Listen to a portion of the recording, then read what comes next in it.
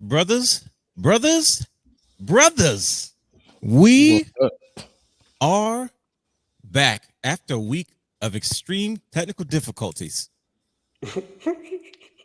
WWE SummerSlam has come and it has gone, and so much has happened, so much has transpired, and so much has come from one single event of the summer. And we are here to have the most fun, most intellectual, most pro wrestling conversation about SummerSlam and all the amazing things that happened, because we are here to talk about SummerSlam surprises, returns, new champions, and more. So, without further ado, brothers, I think it's that time again.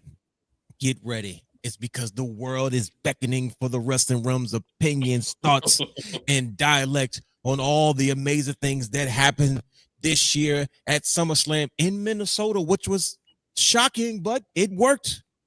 But buckle your seatbelts, ladies and gentlemen. We are back. Let's get into it. We're not going to waste any more time. WWE SummerSlam, it reset it, every goddamn thing. Let's get it.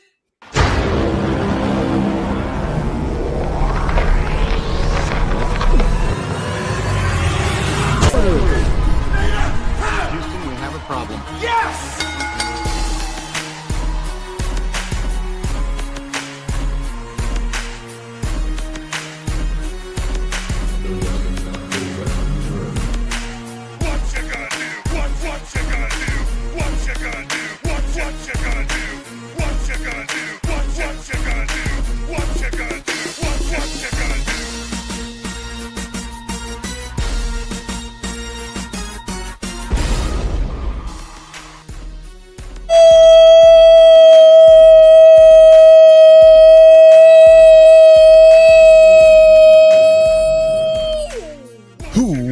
Welcome to the Wrestle Realm Now podcast, where we take a deeper dive into the world of professional wrestling. Now, I am your host, yours truly, the realness himself, the real Dwayne Allen, and I, as you can see, am in the building. So you only get one. He tried to make you into doing it again, though. That was cool. I like that. That was smooth, brother. Here. That's why him and his best friend can't get along, because they like both doing the same goddamn thing. So I can't stand them. Level of troll. Yeah. So sitting there, and I'm like, goodness gracious. And it's too late for me to like go somewhere. The library closed. And I'm like, I'm in, then I'm hitting up the internet company like, yo, I need to do my show. You know, they gave me a little, matter of fact, let me double check, but a little measly $7 credit. That's for terrible. They should be right. Right. But I was like, you know what? I was going through the show and I'm going through the clips. And I was like, oh, yeah, the realness was killing. We got to put that out, clip that out. And shout out to you for your lovely tribute to the New Day, which was loved by the animator himself, Jonathan Davenport. Oh, shout out to him. I didn't know that. I wasn't aware of that. See, I'm glad that he saw it, because at least he knows that I understood. Like, I got the beauty in what he did. That was very deep, man. But no, much credit to you, Brian H. For one, I've been there a million times. I've probably been there more than anybody on the show. And so I understand the struggle, but man, you pushed through it though. You didn't quit. You got in when you could. And it helped, because it's by far by myself one of the lowest rated shows we did. But it's not. It's like, okay. But we ended as early as possible as we could. We tried to trudge along. It was like we would have these conversations, and at mid-conversation he would fall out. And I was just like, let me just continue this conversation with myself. Me and the audience. But no, man, it was all good though. It was when you take into account what was going on, I think you did as much as you possibly could. But I think you did a good job, brother. I was like, man, for somebody that was fighting, like, you literally the whole show, you wouldn't give up. You would just come in, get your spots in, freeze up when you get out. He would come in, get a couple of hits in. I was like, oh yeah, he's in there fighting it. It was dope, and I appreciate it. I was like, man, that's what I'm talking about. He ain't give up. He just kept on trying to figure it out. But that's why I had to go on, I had to make them videos. That's all right. Yeah, get my summer. So it's my first SummerSlam preview show since 2021, and they want to treat me like this. Nah, y'all, the internet gonna get this one. It is trying to hold a brother back, but we won't do that. But I definitely appreciate it. As soon as I saw your videos go, I said, yeah, he gotta get all his thoughts out because of what happened. Yep. But I'm glad you guys are both back. I'm glad that Brother Hugh is home safely. He's been on the road, haven't you, buddy? It's all right. Man, yep. We won't say too much about it, but we are the champions. Yes, my sir. friend. and that's all I'm gonna give you. But it's good to have you brothers back. It's good to have to be in full force so we can have this conversation because, fellas, goodness gracious, SummerSlam. I was pleasantly surprised at everything that happened. I don't know about you guys, but this was probably one of the better SummerSlams that I can remember. Not because of because I felt it, right? And I was not expecting it as much because I was like, how do you have SummerSlam in Minnesota? Because you always expect SummerSlam to be in a stereotypical hot climate, but Minnesota was it worked out quite lovely. You have a lovely stadium. I didn't realize the stadium was as beautiful as it is. Yes. But just the fans, and then I didn't realize there's that many WWE superstars that have either had time in Minnesota or are from Minnesota, which was not shocking, but it was like, oh wow, we kind of got at least 3 on the roster that are big deals. But we're going to get into all that, all those conversations and more. We're going to get everybody's opinion about the entire show, their favorite matches. We can't get into everything, but we're going to discuss all the great things that happened at this year's SummerSlam and where it takes us from here. Now, on the wrestling calendar, we've entered the summer season, and now we transition from the summer season into the fall. So, Brian H., that means Roman Reigns is probably going to take his annual vacation. Y'all been thinking it, but my man's still he's about to wrestle a televised match. I said, wait a minute. Remember Triple A has made an announcement, backstage politicking, and I was like, wait a minute, Roman's going to wrestle on TV and not a PLE, but that's okay. We're going to get into all that and more. But before we do, we'd be remiss if we didn't remind people that in case you can't tell by all the designs and the logos all over the place, the Wrestling Realm is celebrating 15 years of superior wrestling intellect. And we want to, thank you for the applause. Thank you. We have been doing this for such a long time, and this is the year that we are choosing to celebrate all the shenanigans and wonderful things that we have done in the last 15 years of the Wrestling Realm. Before this was a podcast, it was a sit-down show that turned into so much more, and is still developing into so much more. There's so many things that we want to do, and so many things that we're behind on. And the crazy part is it does not matter. We're going to get every single thing done. We don't care what life is thrown at us. We don't care what's going on to the left and to the right. We are going to get all this stuff done, and you're going to see another side of the Wrestling Realm that you may not have seen at one point, or hey, you might want to be a little bit nosy on some where we came from and maybe where we're headed. And boy, and when you see some of this footage, you're not going to believe that we've been actually doing this for a long time. So stay tuned to all the social media platforms and all the places that we make our announcements. So as we start to roll out some of the content to celebrate our 15 years, you can join in and celebrate with us as we continue to trudge along and do what we've always done. But I have a surprise for you. If you have not seen anything that we've done the last 15 years, I'm going to give you a quick snippet so you can see all the different haircuts, t-shirts, and glasses, how skinny we were, all these things previously, just to prove to you we've been doing this for 15 years. So if you want to see that, just stay there, stay put, and take a look at this.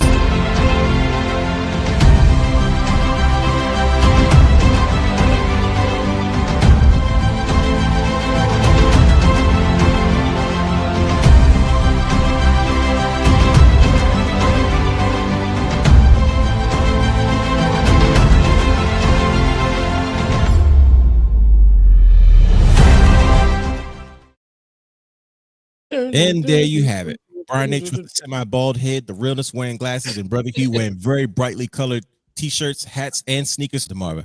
Every week, we do a segment known as What Did You Watch, where the brothers discuss all the things they watched and consumed to get their minds and hearts in the right place to have these pro wrestling discussions, and we know what the heck we watch. So without further ado, I'd like to present to you our favorite segment, What Did You Watch, brought to you by our good friends at SeatGeek. Buy your tickets. If you're looking to purchase tickets to concerts, live shows, sporting events, and more, head over to SeatGeek.com where you can use our promo code Wrestling Realm for any one-time purchase of $50 or more. That's promo code Wrestling Realm on any one-time purchase of $50 or more. What did you watch? Proud. Hey man, that's called development. Hey, right. What are you talking about? You always trying to. Man, let me chill. I don't know why y'all like him so much. I came to a conclusion today, fellas. What's that, brother? What's that? And I may have said this before, but I was watching AEW, and it was like there was a 6-man tag match on one of the Grand Slam Mexicos. And I was like, their guy who actually did win the world title Okay. Horsey man. You know, that's the LA Knight. Horsey. Oh, that's crazy. And I was like, wow, that's the LA Knight of AEW. Okay, that's I get it. Crazy. Adam Page. I mean, not Adam Page. Yeah, Adam Page. Yeah, they got a lot of pages and cages. Right. That's why I was like, hold up. Yeah. It was Adam Page. Oh, wow. I didn't know that. Is he still wearing jeans and pants? What's his gear look like? I like Adam Page, but sometimes it's just I gotta. It's the same. Now he got the little curly thing the girls used to wear in high school on the first day. I mean, in Catholic school, the first day of school. Don't do that. That's crazy. Because you just referred to like Catholic schoolgirls hairstyle. Yeah. I mean, okay. All right. He's making the office faces. You see the face he made? He made Jim face. He said, "No love." He was about to he's not lying. I mean. Oh no! So you agree with this? See, I didn't see it. I got to catch up. I was just going off the hair. I mean, okay, all right. I saw the curly suit. Okay, there it is. Oh, jeez. But yeah, you know, I thought SummerSlam was good. I really enjoyed. Like, I know everything is talked about Booker T and Dick Joseph. And I'm pretty sure they did an incredible job too. I'm pretty sure. I heard clips. I don't subscribe to series for what, you know. It's a different type. Well, of course, for what now? It's WWE Radio. Soon to be home in the wrestling realm. I'm good on that. Well, yeah, shut up. They look at he's about to mess business up. Look at him. Break your elbow or your scapula. I didn't even know what a scapula was, but it's like I didn't know what a fibula was until Paul George.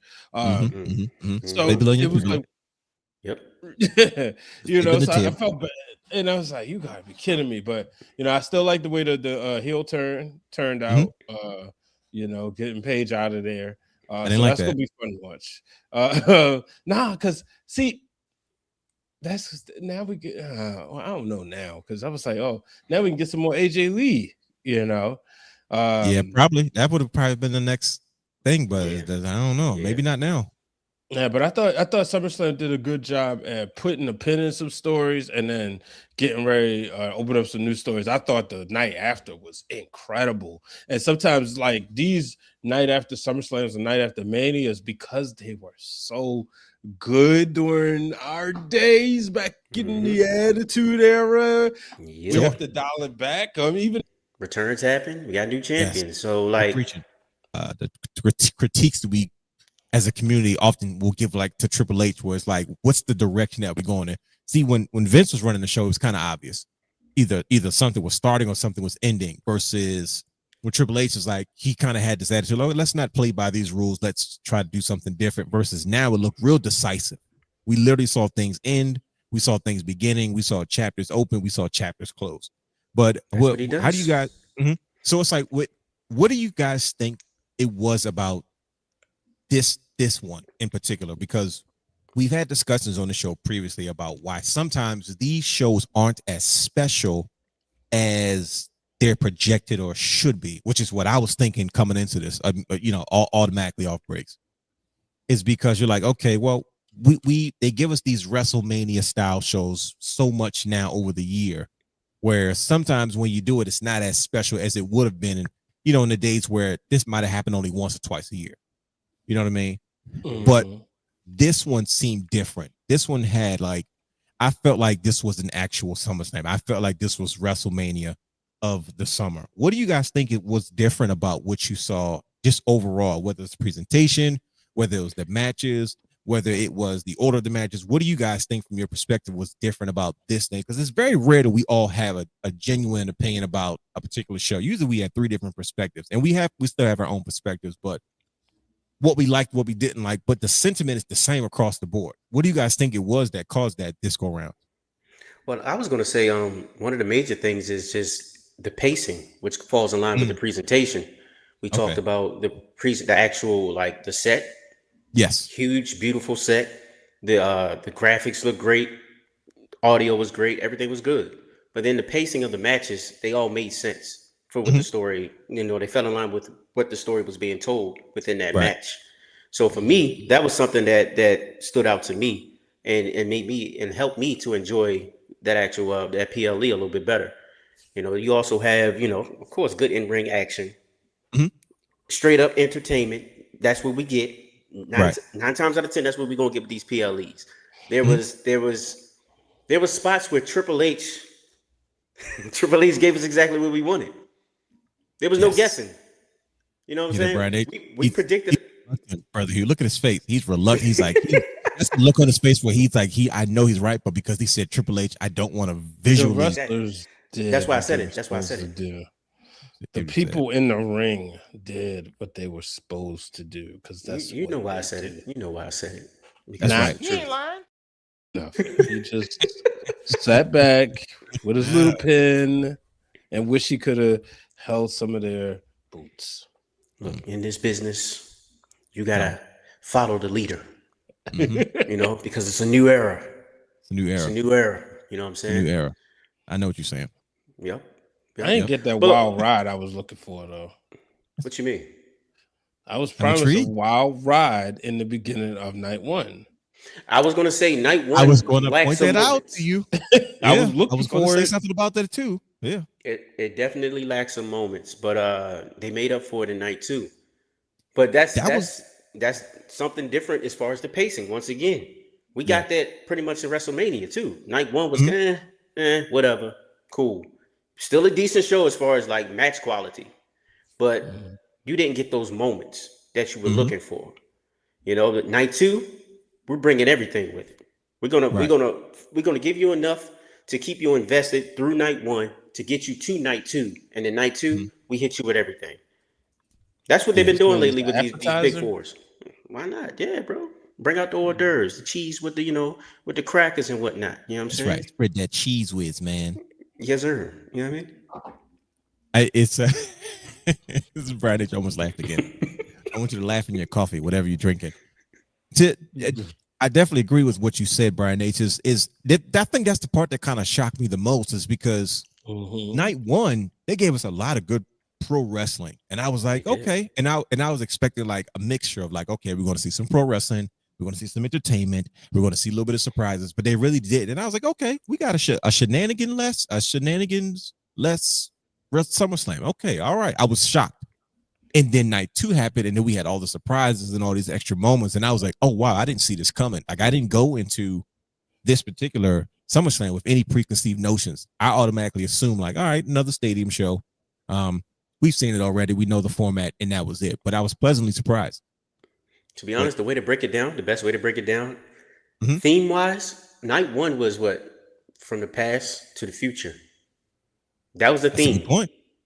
Throughout that night. Second night was all about champions and moments. That's you get air horns for that, man. You get a round of applause and you get air horns, brother. Here, he's on fire right now. What happened when he take a week off? Shout out to Marvin. Hey man, my man's batteries are recharged, man. Business is being handled. Right. Like, come on now. But show because his birthday coming up. That's okay. That's what it is. That's cool. I ain't listen. I ain't mad at you, brother. 13 hours. Less than 13 hours. I mean, I said 13. Less than 25 hours. Okay. I was about to say I wasn't going to you know. Okay. I mean you weren't in, I was going to go with it. 13. Yeah. You wasn't in group A. I was in group A. No, you were. I wasn't. For a while. The whole time. What you talking about? The whole time. Yeah. The only person the whole time. The only boy that was reading math, I was in group A. Reading, I didn't read Martin Luther King's speech, brother. That's what let that go, will he? Hey, bro, you know what I'm saying? They come to the guy. I'm that guy, right? Yeah. When they need something done, I deliver. I'm just letting you know. With the blue suit. The blue suit. With the baby blue suit. But we was both in group A. Remember? I'm sorry, I just didn't look as fly as you with the getting on my nerves. You didn't look at. I didn't look as fly as you with the white with the blue pinstripes. You know what I'm saying? Brother came in there looking like a pimp. Man, he was foreshadowing his Eddie Williams and Family Connections. He was fly. He was foreshadowing. Stepped into the water. Oh boy, this is funny. SummerSlam night 1, night 2. It's hard to ask which night was better. It's because based off first of all, Sheamus is just on my screen, and I could not stand him during this era. It's early years too. His hair is getting on my nerves. Him and Randy Orton and his Hell in a Cell match. It's all right. Anyway, night 1, night 2. It's hard to say like I was automatically like, okay, what was my? I think it was night one. I made up in my mind night one was going to be it until night two happened, and I was like, well, all the matches I'm looking forward to happened in night one. Like it's literally like pure wrestling matches that I'm like, I want to see the matches, and but as we've been talking, man, they just to me they go. Like I don't feel a need to choose because to me like now they go hand in hand. Because for the first time in a long time, I don't feel like I have to say one night was better. I was like, no, they went together. That's how it felt. It felt congruent. But night one loaded, and I was like, why are they putting all these top matches on night one? And then when night two happened, we understand why and how they carried that show. But yeah, we're going to talk about some of the special moments that we can't get into every match, but there's some very particular moments that happen that I know we're all looking forward to. But I'll start with night two with Trick Williams losing to baldhead Baron Corbin. Not sure who asked for him to come back, but okay. Right. Is it wrong? Because I'm looking forward to the fact that we're going to get a new United States Championship without the fur on it. I was more excited about that than anything because I was like, I'm not into this match. I've never been a Baron Corbin guy. And I was like, I'm not into this. But I couldn't say, but like selfishly, I was like, but we're probably going to finally going to get the new United States Championship with the blue. And now I feel like I need it. Is that wrong for me to say that? I don't know. Is it? Not at all. You got to find some positivity out of the bull. That's positive, isn't it? That we get a new belt? What you mean? How was that decision like bull? I don't understand. Baron Corbin being champion. Like, yeah, what are we doing? Why? Yeah, what are we doing, brother? Here? I didn't think is that your guy? No. I mean, yes. That's you like Baron Corbin? Yes, I like Baron Corbin. I didn't know that. I wish he would have came back with one of his older themes because that one sure because these new themes is just not it, bro. Right. I'm sorry, but Brian, you was about to go into why you think it was bull. Yeah, because I just don't think like, sometimes you gotta have that baby face get back and chase, so you take the title off of him. I don't think Trick Williams need that because Trick isn't a baby face or heel. He just Trick Williams, and he go around slapping people. So to me, it was like I thought he could have used a win over a veteran, if that's what you want to call Corbin Bourne. But you know, I see what you did. Whatever. There. Yeah, like if this means we getting Trick in the Money in the Bank match, don't necessarily have to win it, but if he's just gonna get in it without the title in hand, I'm fine with it. I kind of felt the same way about Penta. I was like, oh, they freeing up some bodies, but yeah, exactly. Yeah, that's so. I didn't think it was bull. I thought it was a good move. Talk to me. You actually like Baron Corbin, so I need this. I love when Brother Hugh has an opposite feel because I can't stand the guy. I've never liked him. I think the most I've ever enjoyed Baron Corbin was when he went broke and a little him and Matt Moss. Yeah. And I was like, oh, he's finally showing me some range. Like I liked him in that role. I don't like him as this dark, super bad guy. Like I'm a nomad. Like, dude, I don't think you're skinny. You know what I mean? You're like, you're not intimidating to me. But when he like was in that, got rich and then he didn't get rich and he got rich again, I thought that was great because I like that. But that's me. But I didn't know you were a Baron Corbin guy. So tell us about this match because I watched it, but I never gave it a chance. I'm just tell you right now, I'm completely biased. I like Trick Williams, and I was like, all right, well, we get a new belt, but I could care less about Baron Corbin. But tell us about this match. You liked it, right? You were okay with it? I mean, I'm okay with the match. The match was okay. All right, cool. I was okay with the decision. You know, It makes sense to me because Baron Corbin is a solidified heel. Okay. They brought him back to the company because you need new heels. You need somebody for these mid-carders to feud with, especially on SmackDown. Yes. Who else is Trick Williams going to go up against right now on SmackDown in the mid-card? Especially like guys like Rusev coming back is in the same role. Exactly. He already been through Mello. Well, they haven't touched him and Mello yet, but it's getting there. But he's been through Ricky Saints. Who else is even in the mid-card division? You know what I'm saying? It's no bad guy. Like he was supposed to be the bad guy, wasn't he? Absolutely. So it's like you needed somebody else to kind of throw in there. Dragunov is not around. I don't know where he is, but you needed somebody else to come in and kind of shake things up. I feel like Trick needed some sort of adversity. So with him losing the title, it makes sense to me because I felt like the rest of his run was going to get kind of dry because he had no dance partners on SmackDown. There you go. So now if you put the title on a Baron Corbin, you could tell different stories. You can have Melo take the belt off of Baron Corbin. Then that's how you get Trick and Melo down the line, or vice versa. You can do a lot of shifting around and whatnot. So that's why I like that actual decision. I just thought it just made better business sense as far as storytelling and gives you more options. I agree. When you put it that way, it does make a lot of sense. Because you're absolutely right. Like I said, we see it with Rusev. We see it recently with Big Cass. Big Cass is back. We'll talk about that a little bit. But yeah, bow. That's your bonus shot, Brian. Pew pew, ping ping, pew pew, pew pew. You know what I mean? So let's start with night one. How did you guys feel about night Shout one? Shout out to my guy Adam. He jumped in the chat. What it do, Adam? Big bad in the mid card. That's funny.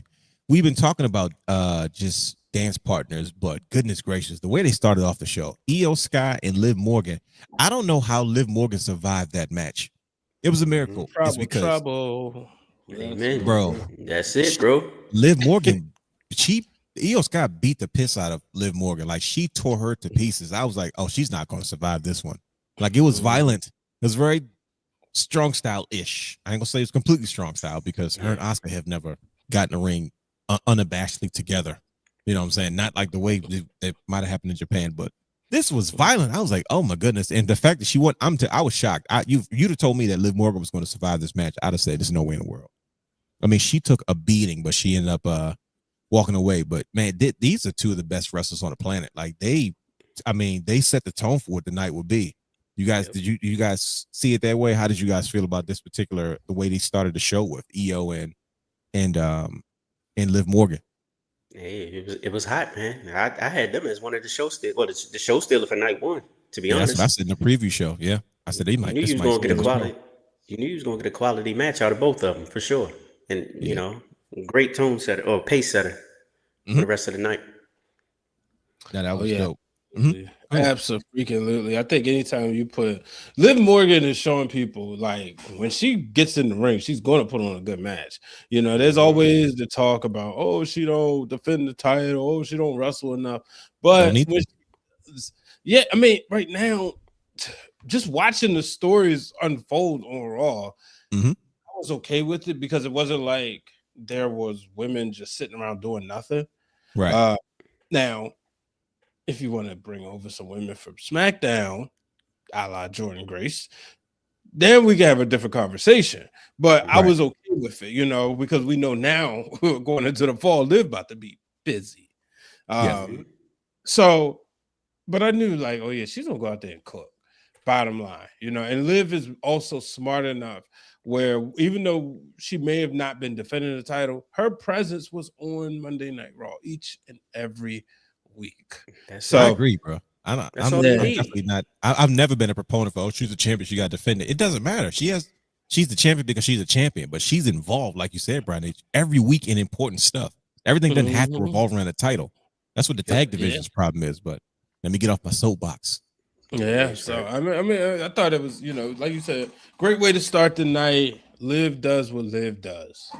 Yeah, facts. It was definitely a tone setter. But so much happened, especially with Nick Aldis and Gunther, the Usos, and Jacob Fatu versus LA Knight, Royce Keys, and Solo Sikoa, which was I don't know why that match surprised me so much, but it really did. And of course, you have Fatal Influence versus Nikki, the Bellas and Paige. They turned on Pale Princess. I have a huge problem with that. Of course, over Femi and Brock Lesnar, that masterpiece of art they put on, as well as CM Punk and Cody Rhodes. Y'all gonna put some goddamn respect back on Cody Rhodes' name. I was watching all Cody Rhodes stuff leading up to SummerSlam, and I was like, bro, my dog has been holding it down for a long goddamn time. He's like the new Seth Rollins. I don't mean that no disrespectful way, but like, he shows up and he's just certified main event player. But where do you guys want to start, man? What was some of your favorite moments? If we could just jump around, like, we don't have to waste any time just going in order or nothing like that, because it was so much that we got. I mean, it was such an exciting first day. I mean, I felt like a kid. Like, anytime wrestling can take you back to that space, it's doing its job. But night one, how you guys feeling? I said we talked about this is. I just saw this. I'm sorry, I should have put this up here. She connected really, really hard with this. Yes. Yes. I thought Io's shoulder was going to go flying off her back, but she's so physically conditioned for like strong style, it probably wouldn't have phased her. But where do you guys want to jump around to? Hey, you might as well go straight to Gunther. That's okay. Let's go there. Let's go to Gunther. Oh, that's the one guy I don't have his stuff up here. It's okay. Gunther and Nick Aldis. First time in 3 years, man. Nick Aldis got to have his moment, man. This was a shocker for me. If you'd have told me in a million years that Nick Aldis would get in the ring in WWE after he already debuted as general manager, I was like, oh, it's no way in the world. But I thought it was masterfully done how they made a way for this to happen. And to me, this is always a risk. Anytime you have former wrestlers who are still in shape, that are still around on producing shows as well as being on-screen characters like Nick Aldis, I was like, okay, to see Gunther be in that mix. It was a story that I feel like you can't always tell, but it was a way to kind of fit it in, right? Gunther is just, first of all, he's like the European standard of what a superstar is. So like he's anybody in Europe that's watching professional wrestling, to me is like the standard of what a star is and it's going to be going forward. You know what I mean? Like there's people coming up that's watching Gunther. And for him to say, look, I'm everything that you thought you wanted to be. Like all the opportunities you wanted, I have that spot. All the chances, like I am the standard of where we come from. And you were never this guy. You're jealous. And Gunther I hate his guts. He was my favorite wrestler. We all know that. He was one of my guys. I've not gotten over it, fellas. I have not forgiven him for retiring AJ. I don't know why. I thought I'd be done with it. It's not working. But just you're getting AJ Jr. though. That helps. But I'm still mad at Gunther. We lost the phenomenal one. And eventually, we get the phenomenal son. I like what he did. That is smooth. That is smooth. Yes. Phenomenal son. So it's like I was like, yo, I'm not over this. I was like, I should be excited he was in the ring. And I was like, okay. Then I'm like, no, he's pissing me off. But for Nick Aldis to kind of step in the ring again, last time, I don't know about you guys, but I remember the last thing I really paid attention to. I know he had his NWA World Heavyweight Championship run, but his match with Cody Rhodes at the first All In, that was the last, to me, major like big stadium, well, not really, but big arena, moment that I saw Nick Aldis actually have. And to see that he was able to get in the ring and kind of have that moment with Gunther, you know what I mean? I thought it was a big deal. I thought he did an amazing job. He kept up for someone that hasn't been in the ring for 3 years. And Gunther is just, he's just one of the best in the world. And just, he does his job so well. I was thoroughly impressed with this. This was, I don't know if there was expectations for this match, but man, it really blew me away. Like Nick Aldis probably could, if he wanted to keep going, he probably could. I think he kind of scratched that itch and is ready to move on. He's got his job back, thank God. But it's like if you give Nick Aldis too much, the fans might turn on him. But because they knew it was just this one time, it was like, man, for once we made his career seem like a big deal because they told you what he did in the past. They know he's a former TNA world champion, and now he has this moment. And he kind of got that. I mean, think about it. He's at SummerSlam in front of all those people, and he got to have that moment in front of that many fans. And it's like, okay, now I can walk away and kind of walk off into the sunset. I did not want this to end for my man Nick Aldis. Exactly. Talk to us about it. Why is that? Because he just looked natural. I mean, first of all, he stayed in good shape. Yes, he didn't look like, this is no disrespect, right? Ricky Steamboat when he got back in the ring with Jericho. Okay, so you're gonna save the potential disrespect. That wasn't disrespectful. He looked good when he got back in the ring, but it's just been a while. He did, but I was going somewhere else with it. Okay, go ahead. No, go somewhere else. Because 1996 Royal Rumble was the first time I personally remember watching in real time where they were doing legends, bringing legends back. I remember that. And the legend that I was introduced to that night was the guy we just honored at the top of the show, Dwayne Funk Jr. Okay. Never heard of him. Of course, I heard of Terry Funk because Terry Funk was still wrestling in WCW when I was a baby, and he was getting ready to retire then. But I had never heard of Dwayne Funk. Was that the first time? I was about to say, God rest his soul. If he still could, he'd still be lacing him up right now. He'd still be retiring too.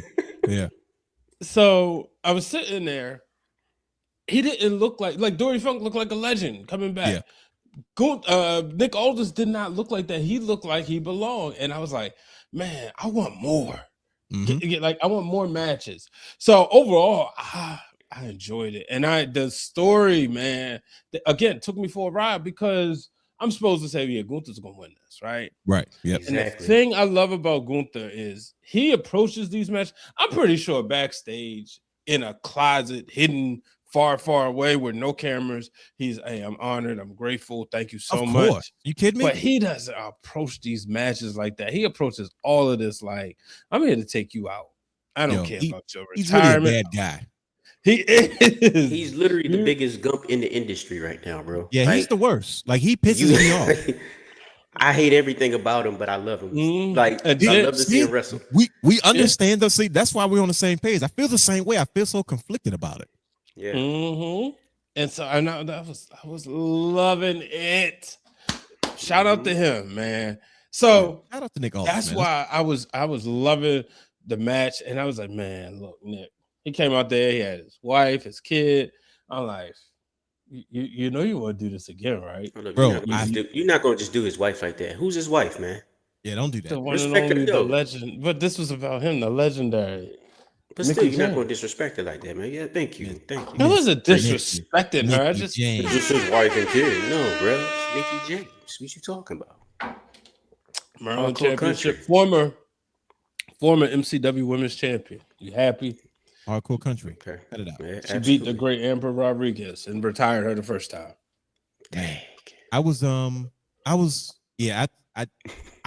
nervous. I was like, dang it. If he's I started thinking like, yo, if he becomes like active roster guy, I was like, dang it. I hope people don't turn on him. You know what I mean? Yeah. People. I get what you're saying. I was nervous. I don't think they will though. I mean, it's just right in. He goes from being every week as the hero, and then all of a sudden it's like, all right, you know, you got to start putting him in storylines. He would be a good heel just because, like, I mean, look, first of all, look at the way he dressed. That is dressing like a heel, man. The nice suits. I don't know. Him and Cody try to compete over who's going to wear the nicest suit. Yeah. Yeah. See that? Yeah, you're right. That's what I mean. Like, yeah, Cody, wear suits. I don't need to see you wearing the gentrified ones. That's crazy. What's a gentrified suit? What does that even mean? It's a high street. And then you have I think I'm bringing this up is because I believe that Royce Keys, Solo Sikoa, and LA Knight stole the show for this match. Like we were trying to see what was going on with the bloodline, but it's like I don't say they were afterthought, but it seemed like Royce Keys had a good, you know what I mean? Royce Keys had a show, and LA Knight is just hitting on all cylinders, and Solo Sikoa kind of stole the moment with all the stuff that he was doing. And everybody's like, bro, we're seeing it. I don't know anybody, correct me if I'm wrong, that has been in the industry for as less as he has, and like is constantly reinventing himself in spurts. And I'm like, bro, he has like 4 different eras, and he's only been around for a cup of coffee. Yeah. Like this version of Solo is different from the leader of the MFTs. And it's like, how do you, that's you can tell that stuff runs in his bloodline, no pun intended, because there's no way in the world you can jump from you're the same guy, right? You're the same guy, but yet you're a different person, a different persona of who, or a different version of who you are just that fast. It's insane. That's not easy to do. People have a hard time having one character, one, you know what I mean, thing that they're known for. Solo Sikoa is about to, it's to the point people are like, man, keep him face. Like he's hilarious. 100%. Don't let this guy go back to being a heel. Yeah. Yeah. Well, he been summoned. Get Solo back here. He need to be on my hips. So yeah, they got bigger problems because when Haku showed up, everybody's like, oh, like you see what Chicken Fatu tweeted out? He said, oh, and just like, oh. Bro, I was like, did I miss? Yeah, I miss something? And I was sitting there watching. I was like, I know I missed something. I missed it live. Tricks on me. And then that's when I hit the chat because I knew Brother Hugh would go crazy. Yep. I saw that clip. I said, "Oh my God!" Look, I told you. I had a mark out moment for my brother. I was like, "Look, I'm gonna find my way." And I said, I gotta tell you this. My best friend you're his favorite wrestler. You was that when we was kids, back when you used to wear the black suits and you had the black beard and you was just the black shades and straight badass. And he was the nicest human being. And I'm like, I'm from the city where he done ripped people's eyeballs out in the airport. Right. Out of all places. Yeah. You know what I mean? But yeah, man. I know Dwayne get that reference. Do it right. I knew he would get that reference. Oh, you already know. As soon as you did it, as soon as the two like this, I like. Oh man! Oh boy, that's great. Shout out to Dave Chappelle. That's great. The guts and eyes thing. That's the guts. Yes, Haku showed me. I was like, oh, this is going to be something different for the bloodline. But having just what they were able to do, I was waiting for like a flub up or something going on. But it was a fun match. It was an exciting match. Royce Keys, how do you guys feel about Royce Keys fitting in so far in WWE? Like, he's being featured in a prominent role, but it's not too dominating. See, my biggest fear is when you see bigger guys that all of a sudden they want to make a dominant and they got nowhere to go. Mm-hmm. We saw that with like Lance Archer in AEW. You beat everybody, and then you finally get a title match with Cody Rhodes, and you lose. It's like, what did we do 7 weeks? Magnus is another one. It's like, why do we spend so much time building somebody up just for them to like? Because you made him too dominant. But like, even like his match on Raw with Jacob Fatu, it was the perfect way for him to lose. Because like anybody can lose in a street fight. Because if it's a straight up wrestling match, you're like, how can this? First of all, Jacob Fatu's scary as heck. It don't matter how big you are, but right. For him to lose the way that he did, it made sense. But I'm like, I like when bigger guys lose like that because it doesn't make them look super dumb. Same thing with Femi. It's only one Goldberg where you hit him and he's not affected by it. You know what I mean? Yeah. But I thought everybody did well in that match, though. It was extremely, extremely fun. I know we talk about Fatal Influence.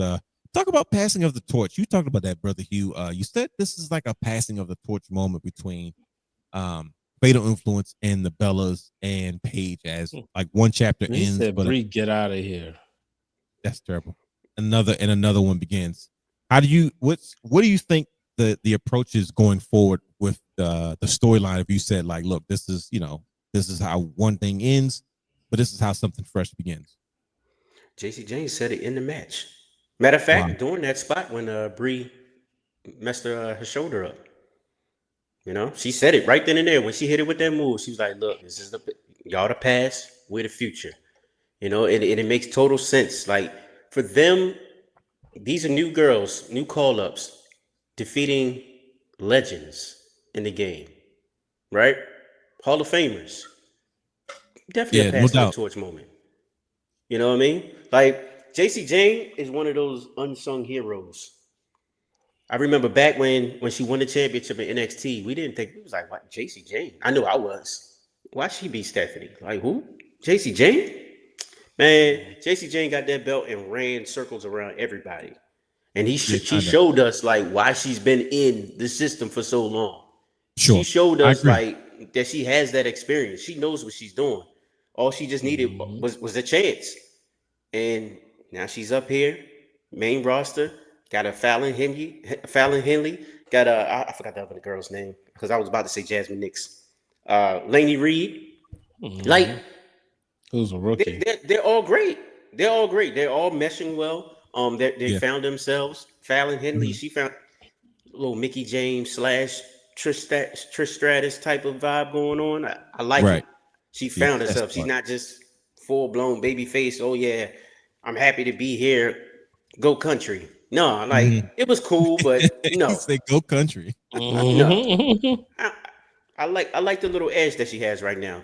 They found their groove, and must salute to them that they got the tag titles. JC Jane about to get this US title off Tiffany. Hopefully, she's calling her shot. Man, put it on her, bro. Put it on her. Let's go. Let her shine, bro. Okay. Yeah, and then let's figure out what to do with Julia and them. Right. Yeah. We got to find a we got to find a way to incorporate other women's talent in these stories without it necessarily having to be about the title. You know what I mean? Yep. But it's like, let that be the driving point. But to your point, brother, when you get these characters involved, not just, hey, I'm the wrestler from here, and I'm here now. I want the belt because you know what I mean. Yeah. Big deal. So we get to the semi-main event, the pre-main event. Cody Rhodes versus CM Punk. We all knew what that was going to be about. That's 2 ring generals. I don't care what you guys say, but CM Punk is having. I'm telling you, he's having a Shawn Michaels like run. Like his second half of his career is looking just as good as the first half of his career, and that it's going to get to a point where you're going to look back and be like, man, which one was better? And 1,000,000%. And you looking at everything from like Seth Rollins to Drew McIntyre to now, it's like this dude is having I'm starting to enjoy more of what he's doing now than what he did before. I don't like all of his run, you know, in his early years. I like long hair CM Punk, and then like I was cool with short hair CM Punk when he came back, but then when he was like doing the whole Wolverine thing and stuff, it was then shaving his head. I was like, all right, I'm not. But I couldn't stand any of CM Punk. I could tolerate ROH CM Punk. Why? But I don't know. It just was. I don't know, man. Certain people is just like, all right, like you don't have a reason. You just don't like them. Like Baron Corbin. That's how I feel about Baron. You just don't attach. Like there's nothing that you don't connect to the brother. You don't connect at all, bro. So it's just like, whatever. Okay. It's crazy because he's straight edge. I'm straight edge. You know what I mean? So it's like exactly. You guys think I would have that connection, but sure, he just always came across as just kind of corny to me. And I never saw like, I was about to take another shot at Jeff Hardy, but I never saw why everybody liked him. That's terrible. It's funny because I just watched. It's like compilation matches of Jeff Hardy on YouTube, and it's like, bro, what is brother you talking about? But it's okay. I purposely didn't say nothing because I knew you were gonna go in. I was like, I'm not even gonna put this in because he's gonna start poking fun. But okay. But I can say real quick. I can say I am enjoying this version of CM Punk. Why now? You made it clear you're not you never connected with him before, but what is it about now? You're like, you know what? I can tolerate this guy a little bit more. Because I think it comes across as like he's more willing to stick to the script, to work with others. So there's as opposed to before he came off like I should be the man and everybody should do what I say. Right, you should be the man, but you weren't. Do you see what I'm saying? At that point in time, absolutely. So it's like, all right, now he knows his role and he's playing it. Literally, he's one of the top guys, but he's also he's also willing to work with others now and help put him over. And you can see it with he just looks happier. Yes, I agree. Look at all the stuff behind the scenes. You know, he got the Baileys and the Roxannes. Like, he's just having a hell of a time right now. Yeah, he's better spirit. An embarrassment of riches to work with, as he quoted. Yes, and I think he's also getting the respect that he kind of always wanted. You know what I mean? It's like I think about the beef between Cat Williams and Kevin Hart kind of coming to an end. It's crazy. And you say like it's a crazy connection, but it's like now that Cat Williams is finally getting the respect. Like his thing was like, yo, don't try to treat me like I'm a side act. Like I'm on the same level as you guys. And they were now that they've acknowledged it, like, look, Cat Williams is this guy. He's like, yeah, that's all I wanted. Like respect me as your peer. Don't make it seem like literally. You know what I mean? And that's kind of what's going on with CM Punk now. But we've always said it. We say, man, we used to always say like it's a shame he can't enjoy the fruits of his labor because he was the first big indie star that really broke through the glass ceiling. That is true. He didn't change his look. He didn't change his approach. He really said, accept me for this and trust that this can also be a star. And then we got Daniel Bryan, and then we got Kevin Owens, we got the Sami Zayns, we got pretty much NXT. It was a whole wrestling product of CM Punk's pretty much genre of superstar. Everybody from Ring of Honor, PWG, and him coming back now, like I said, he looks like $1 million. But it's interesting to hear you say that though. It's kind of, I agree with you 100%. We saw the same thing to me with Randy Orton. You know, Randy Orton got remarried again. It was like he seems much happier now. Exactly. Yeah, but Cody Rhodes and CM Punk put on a classic. This is a brother fight, warrior battle. And CM Punk being CM Punk is always going to be like, look, you could be my best friend. I'm still willing to shoot you in the back of the head. Are you willing to do the same? You know what I mean? That dynamic only comes from one other superstar that we'll talk about a little bit later. But the fact that he had that and brought that approach to the match, this is another classic. I've never enjoyed so many CM Punk matches in my life. Like I'm like, yo, this is like I can go back and watch the matches. This is one I'll probably watch it when we get off here. But this wasn't the biggest surprise of the match, good brothers. We got the return of Mr. Randall Keith Orton. RKO runs back in. He takes out Cody. Come on, where are we going with this? This is the first big surprise that we're talking about. This year's big ride. I don't know why we're here, and I'm curious to know, what are we going to do? Are we exploring this even more? What's the deal? Why did Randy Orton come back to attack Cody Rhodes? Who's speculating? Go ahead, Brian. I like it though. I know, I did say what a ride because I didn't feel like we got any big rides. I mean, Randy Orton to me is never like whenever Randy Orton comes back, it's never like, oh my gosh, for me, right? It's just like, oh, okay. Maybe I'm taking him for granted because he's been around so long. I'm man enough to admit that.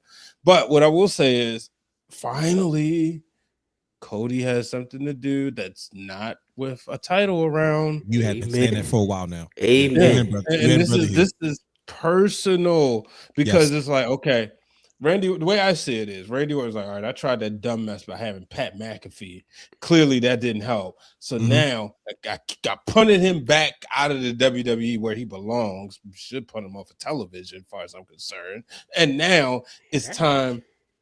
Yeah, man, Pat, isn't he?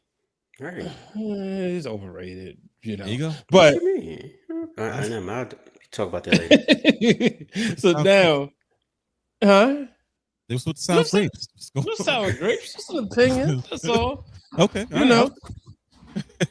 Hey, okay. So we all entitled to. See, look, he got them Hitman shorts on. That's why he feeling extra froggy tonight. That's them Hitman.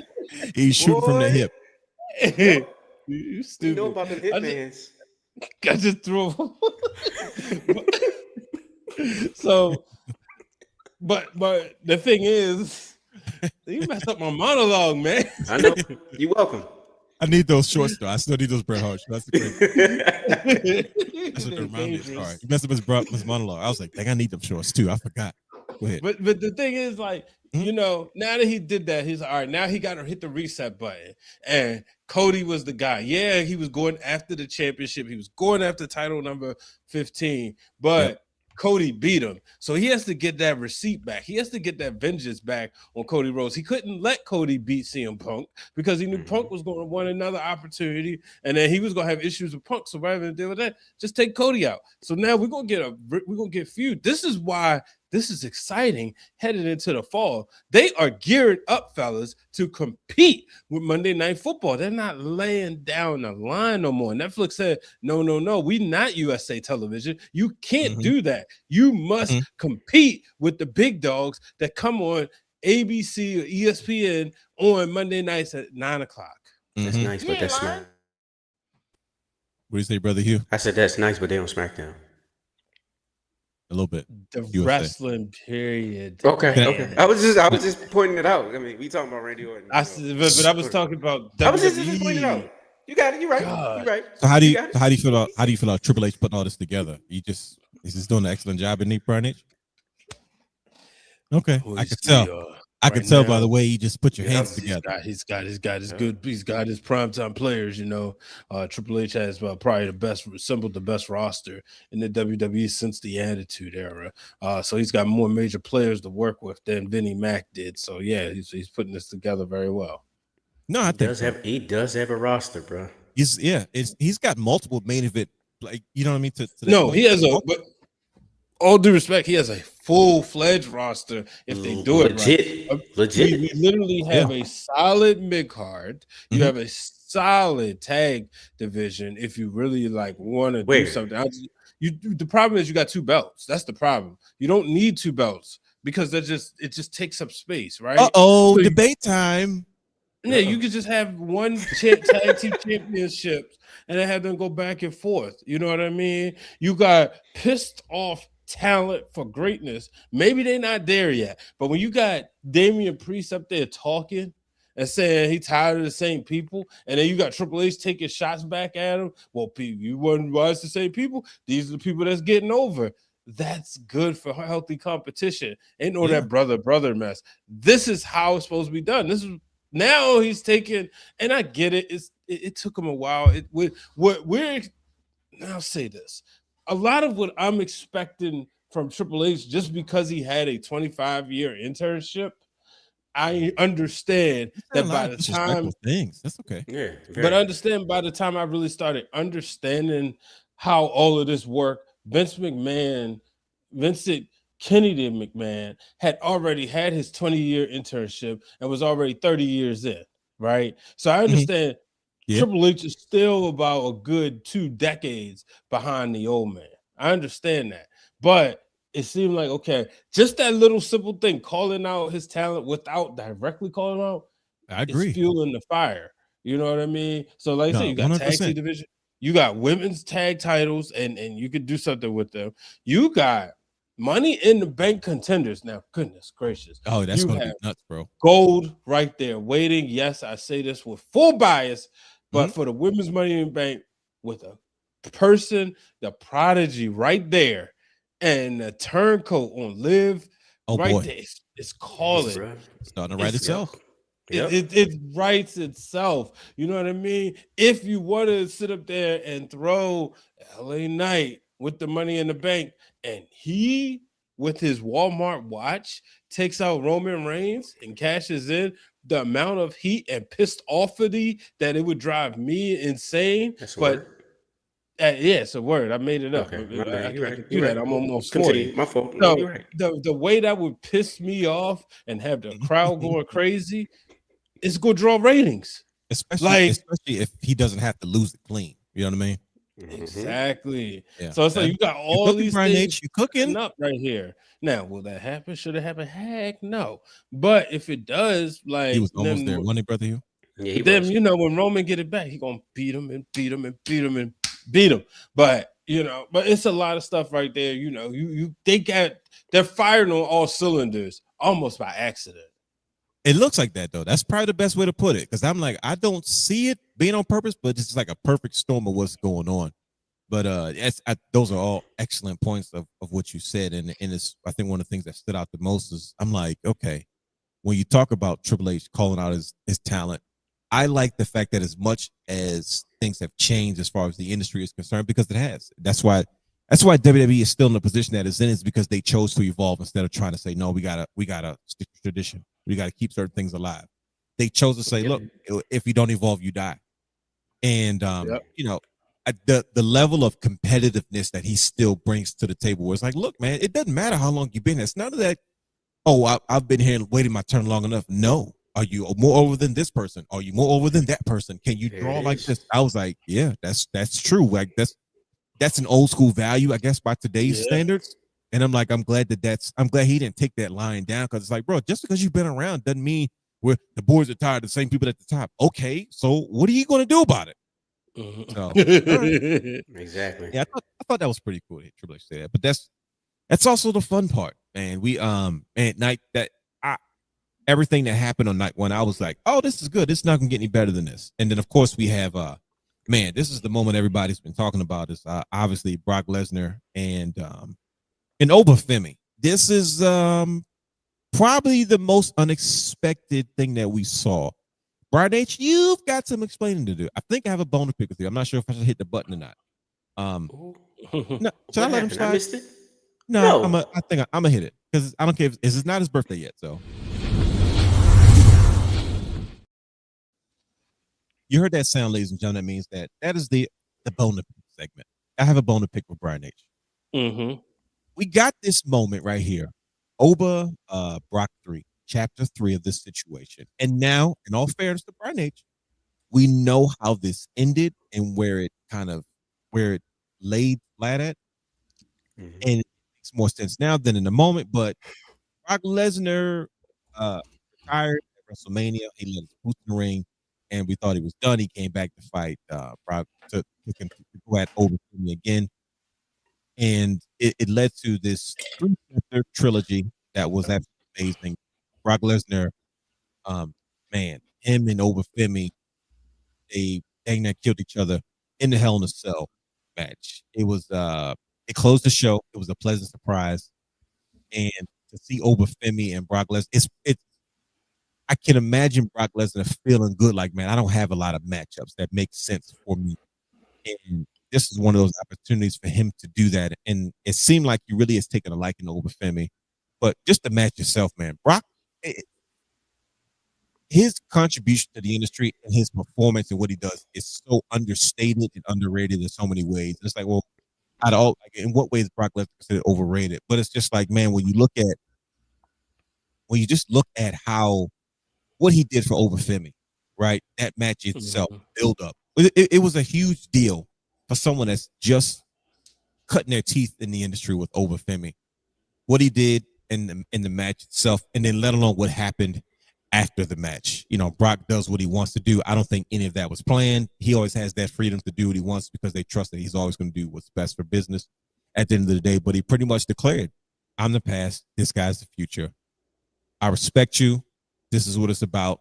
Show them some love. This is, you know what I mean? This is an athlete from Nigeria, a former shot putter turned pro wrestler, and Brock Lesnar is showing this guy love. He's not taking a liking. He's showing this man love. He's giving him a hug. He's so proud of him. He declares that he's the past, he's the future. He shows him his respect and walks out. Such an unexpected situation. I mean, a thrilling match, so dramatic, very hard hitting, but effective. Brock Lesnar does. He used to work 5-minute matches, suplex times, and let's go home. But I mean, he came back with his masterpiece. And Brian H. When he first lost to, this is stupid, this is dumb. He made all these videos about it, and I was like, well, god dang, what happened, Brian H? He shouldn't have lost. But I'm like, now that we had this, I want to know, Brian H. Do you feel different about how you felt then? Can you admit that maybe you were impatient because maybe Brock did more for Oba by taking part in this trilogy than rather Oba winning him the first time and then Brock just walking away? I mean, he is, but I'm still gonna be upset that we had to go through the emotions of thinking that was his last match. Okay, fair enough. No. Now, why does that affect how you felt about the situation? Because, man, pro wrestling takes me on a ride. And when you think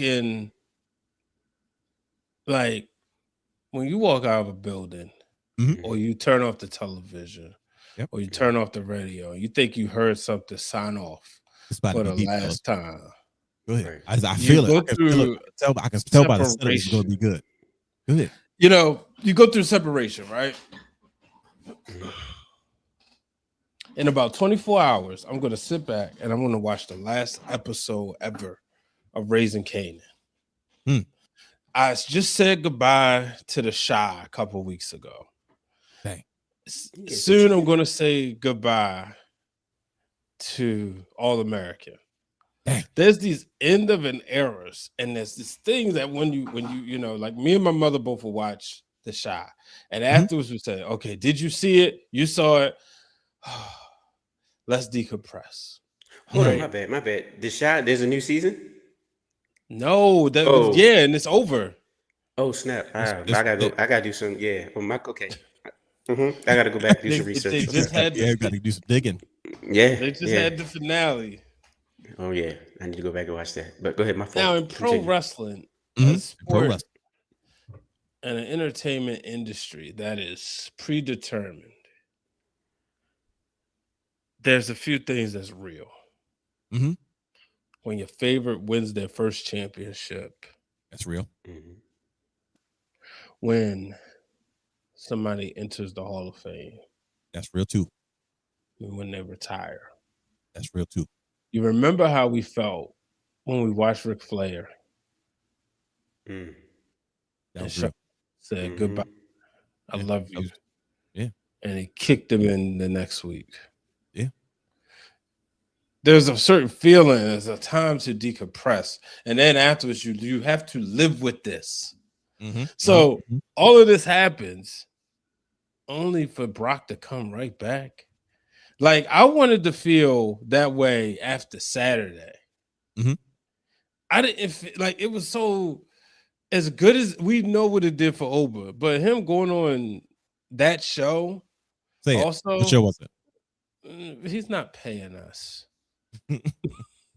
It was very anticlimactic, man. Like, so it but you gave me this. you gave me this moment at WrestleMania. You throw up the X, all of that. Now, do I believe that Brock does what Brock wants to do? Yes. Do I believe that Brock is more of a Vince McMahon guy than a Triple H guy?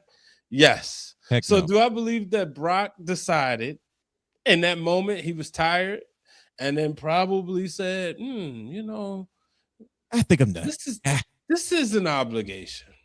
I said my word. I said I would give him 3. I'm going to hold my word because I really like this kid.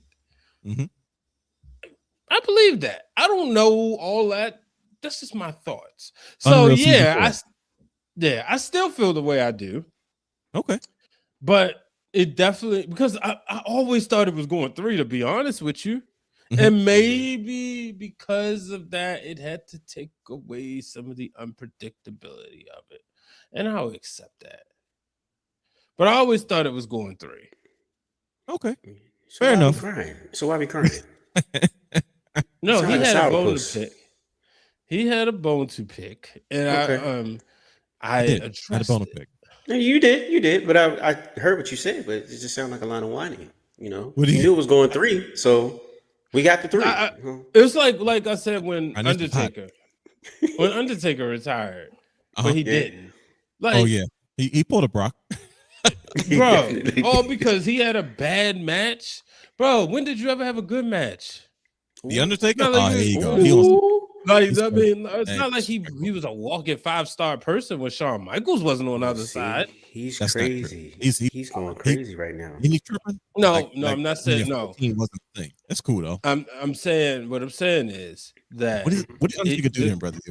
I don't know, but he said what he said. No, what I'm saying is, y'all know he's retiring. Yeah, from podcasting. Yeah.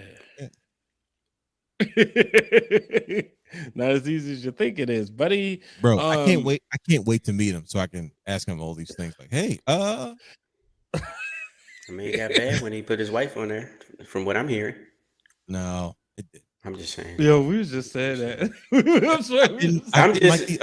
A lot of people are saying that. The numbers say it, bro. Did anybody watch the other show? The Mark Bro, Calloway look show? at yes. Okay, I think it was a different audience.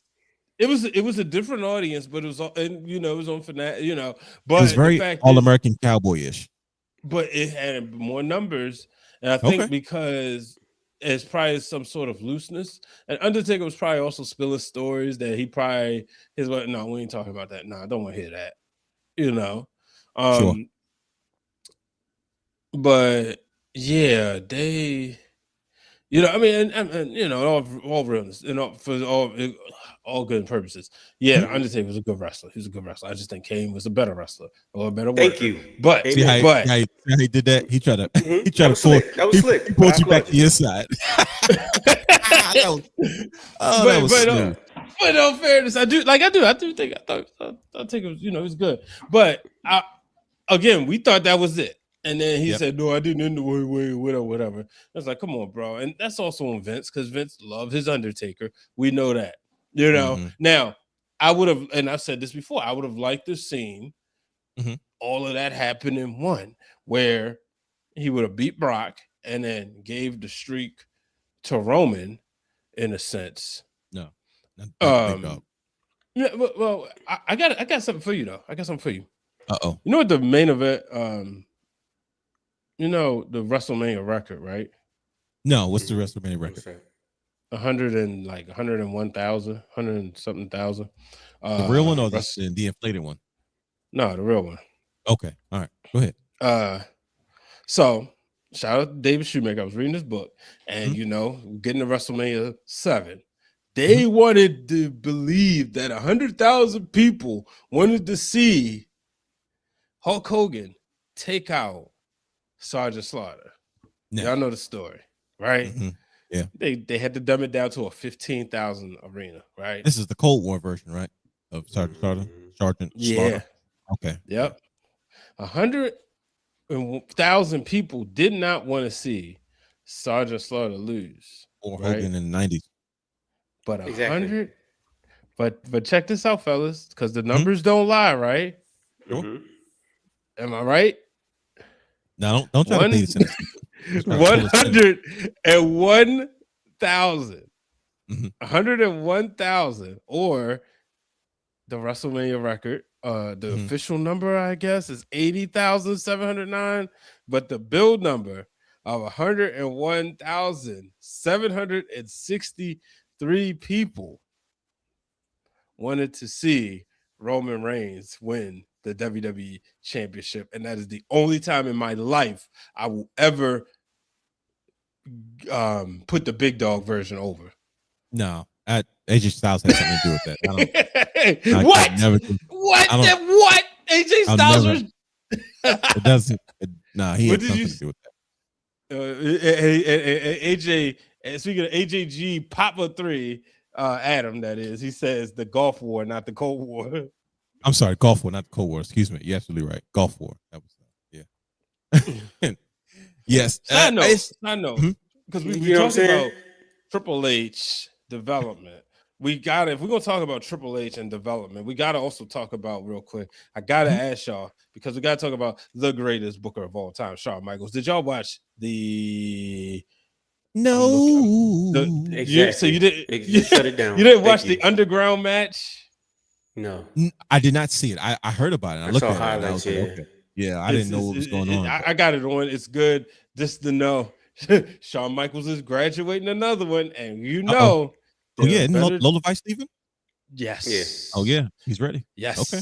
And there's better transitions from NXT this era to the WWE roster. Bro, we talking about Brock Lesnar. I just asked, did y'all see it? It was on my screen. You went to the Undertaker and Hogan. I left the past to Shawn Michaels and Lola Vice. We're talking about Brock Lesnar and Oba Femi. I talked about the future. He said he's the past. But shout out to Brock. He did the thing. You can see Oba crying again. Yep. Yeah, he did the honors. I mean, because Brock Lesnar allegedly doesn't like anybody. So facts. That's right. The biggest lie. It probably is though. I think it's wrestling lore. Like it's the wrestling myth. I forgot what do they call it when the wrestlers exaggerate stuff. It's the wrestling lore. Yeah, it's pro wrestling, but yeah, because Brock is like, I mean, he sat there, he watched a lot of guys. Look at if he likes Logan Paul, and they may have some of the same ideologies. I don't know, but yeah, he gave him a lot of respect and sat there and broke down his matches with him.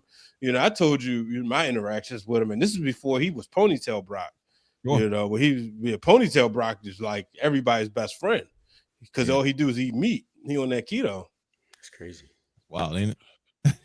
Hey man, big hunter, brother. You, Brock Lesnar over Femi. Man, it was great.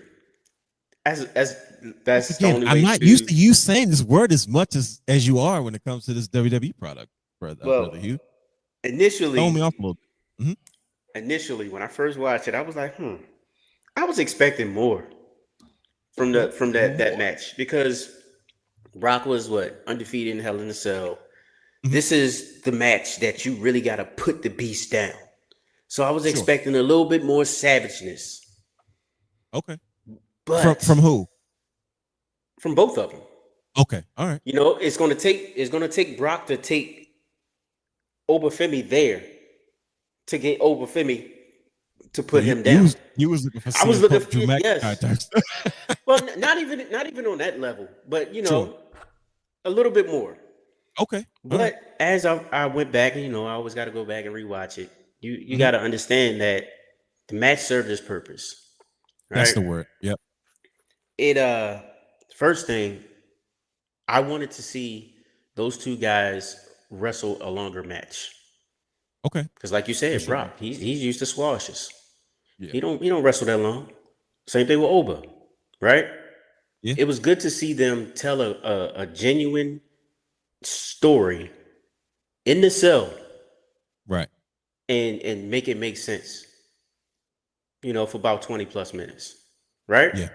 Yeah. So then when you get to the subtle nuances such as Brock hitting the tombstone. Yep. It's a call back to him and Taker. When Taker passed him the torch, per se. You know, some people say it was at No Mercy. Some people say it was at Mania when he beat him.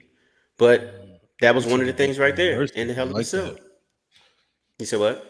I like that. You took it back to No Mercy. Yeah. Yep. So nice little callback. Once I saw that callback, I was like, oh, all right, I get it. You sold me. Okay, we're done. Then Brock they finished the match. Brock got up, said what he said, passed him the torch. I was like, hey, man, there's no better way to do it. There's no better way to do it. I disagree with you, Brian H, as far as the retirement angle. I was all for it. You know what I mean? Because it makes sense at that time. And even, you know what? If it was a freestyle moment for Brock and he just played off, you know, off the emotions, off of the crowd or whatnot at that point in time, was like, forget it, I retired. That's an awesome move. Because what that did was made that story much more intriguing. It made Femi that much more of a megastar at that moment. It made us forget Brock lost the match. Absolutely. He loses and everybody's like, thank you, Brock. I'm like, wait a minute. He just lost, but it doesn't even matter in this moment because this dude's laying his boots and his gloves in the ring. Absolutely. So it made sense. It made sense when he finally came back. You know, Brock got his lick back. Then he take it to round 3. You got to put it in the cell. Why? Because that's the gimmick match that finishes everything. Right? Yep. Nowhere to run, nowhere to hide. Literally. And I think they displayed a beautiful story in that ring. 2 big guys, very athletic guys, and they did what they were supposed to do. They played off the crowd, and they brought home that night 1 of SummerSlam. Yeah. They did what they were supposed to do. So I mean, I can't be mad at what happened at all. No, and we got to see both of them cry. Yeah, that was you know what I mean? I was surprised at all the emotion in that. Right. Yeah. He gave everybody one more feel good moment. And then you know, I didn't trust the first time after Brock didn't retire. I was like, well, you know what I mean? He'll probably just do whatever he wants.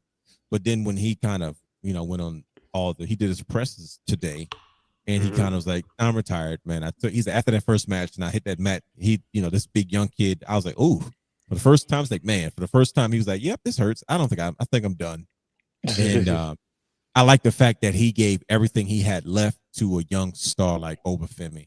It shows how much he really believes in him as far as holding the place that he held, which we didn't think anybody would ever fill. But we have somebody that can do it, which is like, oh, wow. We never thought we would see someone like, and this is somebody that's not on the back end of their career. They're just getting started.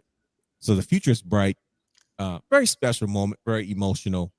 But I think this would definitely, like you said, it would cap off an excellent night 1 for SummerSlam in Minnesota, which leads us to night 2. Go ahead. Does this make up for him beating up on the brothers back in the day? I think so. He came back and put over 2 brothers. You know what I mean? Back to back. Sweet redemption. That's what I say. Raheem and Oba. You know what I mean? I knew Brian would be pissed when you said that. Exactly. That's why I said it. It's definitely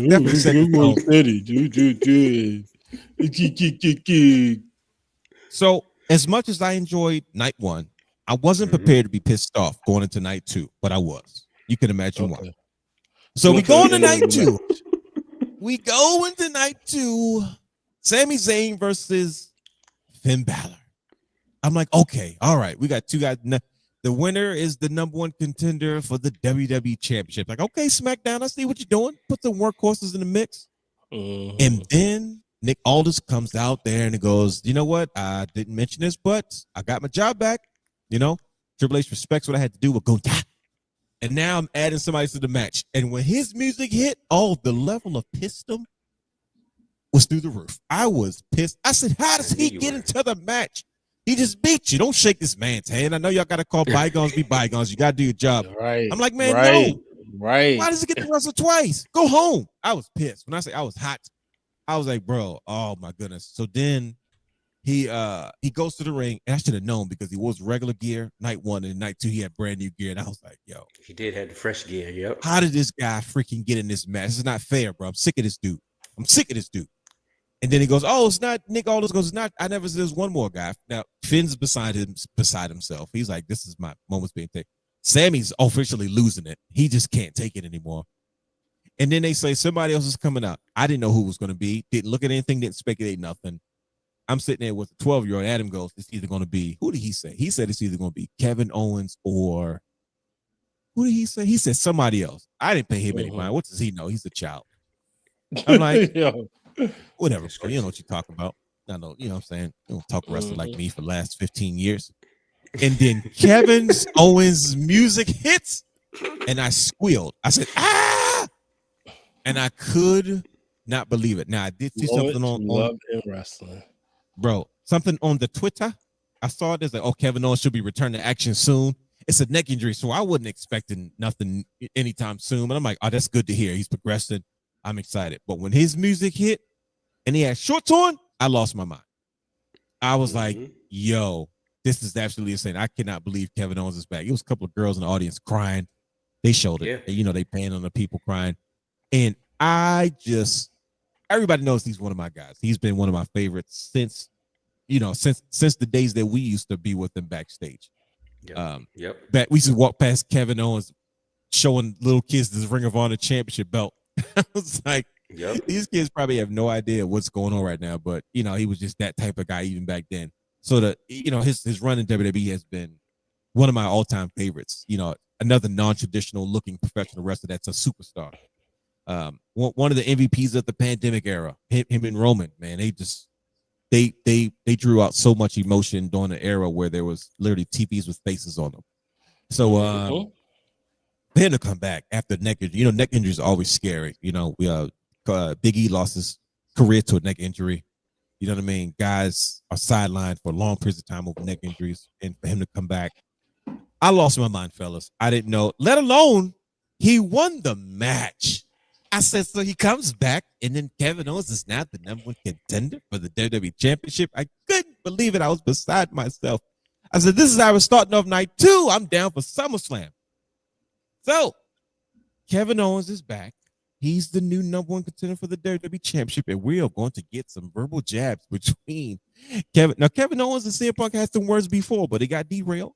But we're back for another round. How'd you guys enjoy the return of the Fat Man, Kevin Owens? So, first of all, I'm just going to start from the beginning.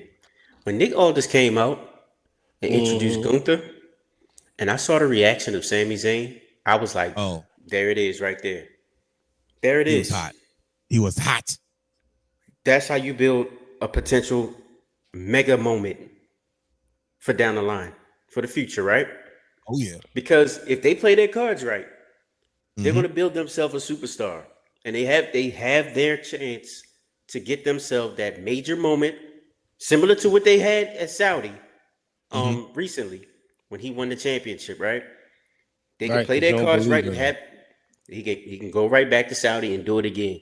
But this time, it'll make even more sense, right? Because of course he got robbed. He definitely got robbed. He got robbed the very next night, or well, not next night, the next week. 9 days because CM Punk came back, right? Took their title. He wasn't ready. Now, to be honest, you're a champion. You should always be ready. You lost the match yourself. But in wrestling terms, he wasn't ready. You know what I mean? So that's funny, but true. You're right. I wasn't ready. Right. He got screwed, right? Then he didn't get his rematch, right? Then you get to SummerSlam. You earned your number one contendership match with Finn Balor, right? Just to find out that you added Gunther into the match. Goddamn Gunther. You know what I'm saying? Right. Then your best friend comes out. Insane. That just congratulated you not too long ago. Exactly. Not to mention who got pinned. Yeah. Sami Zayn got pinned, bro. So it's like the way they building Sami right now, he can get all the sympathy in the world. He don't have to turn heel. He don't have to do anything but just remain himself and be like, look, bro, I'm keep trying to be the good guy, but I keep getting done dirty. Yeah. And I don't get it. That's literally the gimmick, and he should just stick with that gimmick. That's it. And they're gonna have something huge down the line for him. You know what I mean? So. Now, with Kevin Owens, like you said, we could talk about it a little bit later on, but you know, he has history with CM Punk. he doesn't really. Yes, he does. He doesn't really rub shoulders pretty well with CM Punk. So, like you said, this verbal intercourse, that we're about to partake in with CM Punk and Gable is about to be crazy, bro. Hold on. My bad. I had the song in my head, the Nas Raekwon. But this is about to be wild. So I can't wait. I can't wait. I want to see. You said what? Go ahead. What'd you say? No, I was just gonna say I wanted to see how long they're gonna stretch it out, though. Oh yeah, you know what I mean? Because I don't think. I think I would like to see it get to Rumble, but it's just SummerSlam, so it's like you got a bit of a way to get to Rumble. Yeah, you know what I mean? Because I feel like this will be one of those. My bad. I feel like this will be one of those power feuds that can help get you through that fourth quarter. I think John Cena always talk about this is that slow time. This is definitely one of those power feuds that can get you through that. I agree. This is man. This is the one I'm looking forward to, and it's going to add to the list of hits that CM Punk is already like. I feel like he's just like putting together his own. All right, I want to work with him. Want to work with him. Want to work with him. Want to work with him. Yep. And Kevin Owens, just right back in the mix. I'm so elated. Did you guys think he would come back and actually win? Like just coming off such injuries, and now he's the number one contender for the WWE Championship. Tony Khan may own ROH, but Triple H has the heart and soul of ROH. Well said, Brian H. Peak. You deserve air horns for that. Hold on. There it is. Kevin Owens in this situation, he's coming back and he wins it this time. I remember when the music. Oh yeah, Triple H is in charge. Funny story. I was it was a post a video you never get tired of. So I ended up posting the Orioles Delmont double. But I was going to post was when Kevin Owens won the first. There's his first Universal Championship. But I could not find it. I think I took it out of my phone to make space, but it's lived in my phone for about 4, 5, 6 years. Kevin Owens, in a sense, was played with the last few times, right? Didn't like that he didn't get to. Well, shoot, you can say Triple H the last time when he was walking around with the winged eagle. He was hurt, but I was getting ready to say we know he was hurt. I'm talking about when you come off you steal a main event of WrestleMania with Stone Cold Steve Austin, right? And then you come out the Monday with new gear talking about Elias is really Elijah or whatever that. Right. I'm sorry. That bothered me. I'm sorry, Brian. That didn't bother you? It bothered me. Yeah. Like that was weird. It's lightning in a bottle. You just wrestled Stone Cold Steve Austin. You kidding me? He could have made him Cody's first feud. I'm not. We'd be here all night. Go ahead, brother. Keep going. It would have been better than that, but I see what you're saying. Just saying. The fact of the matter is, when he came back and he won that match, I was thinking, that's okay. Let's look at the WWE Championship picture. There's no way he doesn't win it. I would be highly surprised and disappointed if he doesn't win. He will walk up. I'm telling y'all, Kevin Owens, get ready. He's going to win it probably sooner than we think. I'd say by October because. Okay, I'm sorry. I'm getting excited. I'm gonna let you finish because I got questions now. Because Brother Hugh just sold me on something realness. Okay, talk to me. Because here's the problem. Don't lose your train of thought. But I need to let you know where your man is.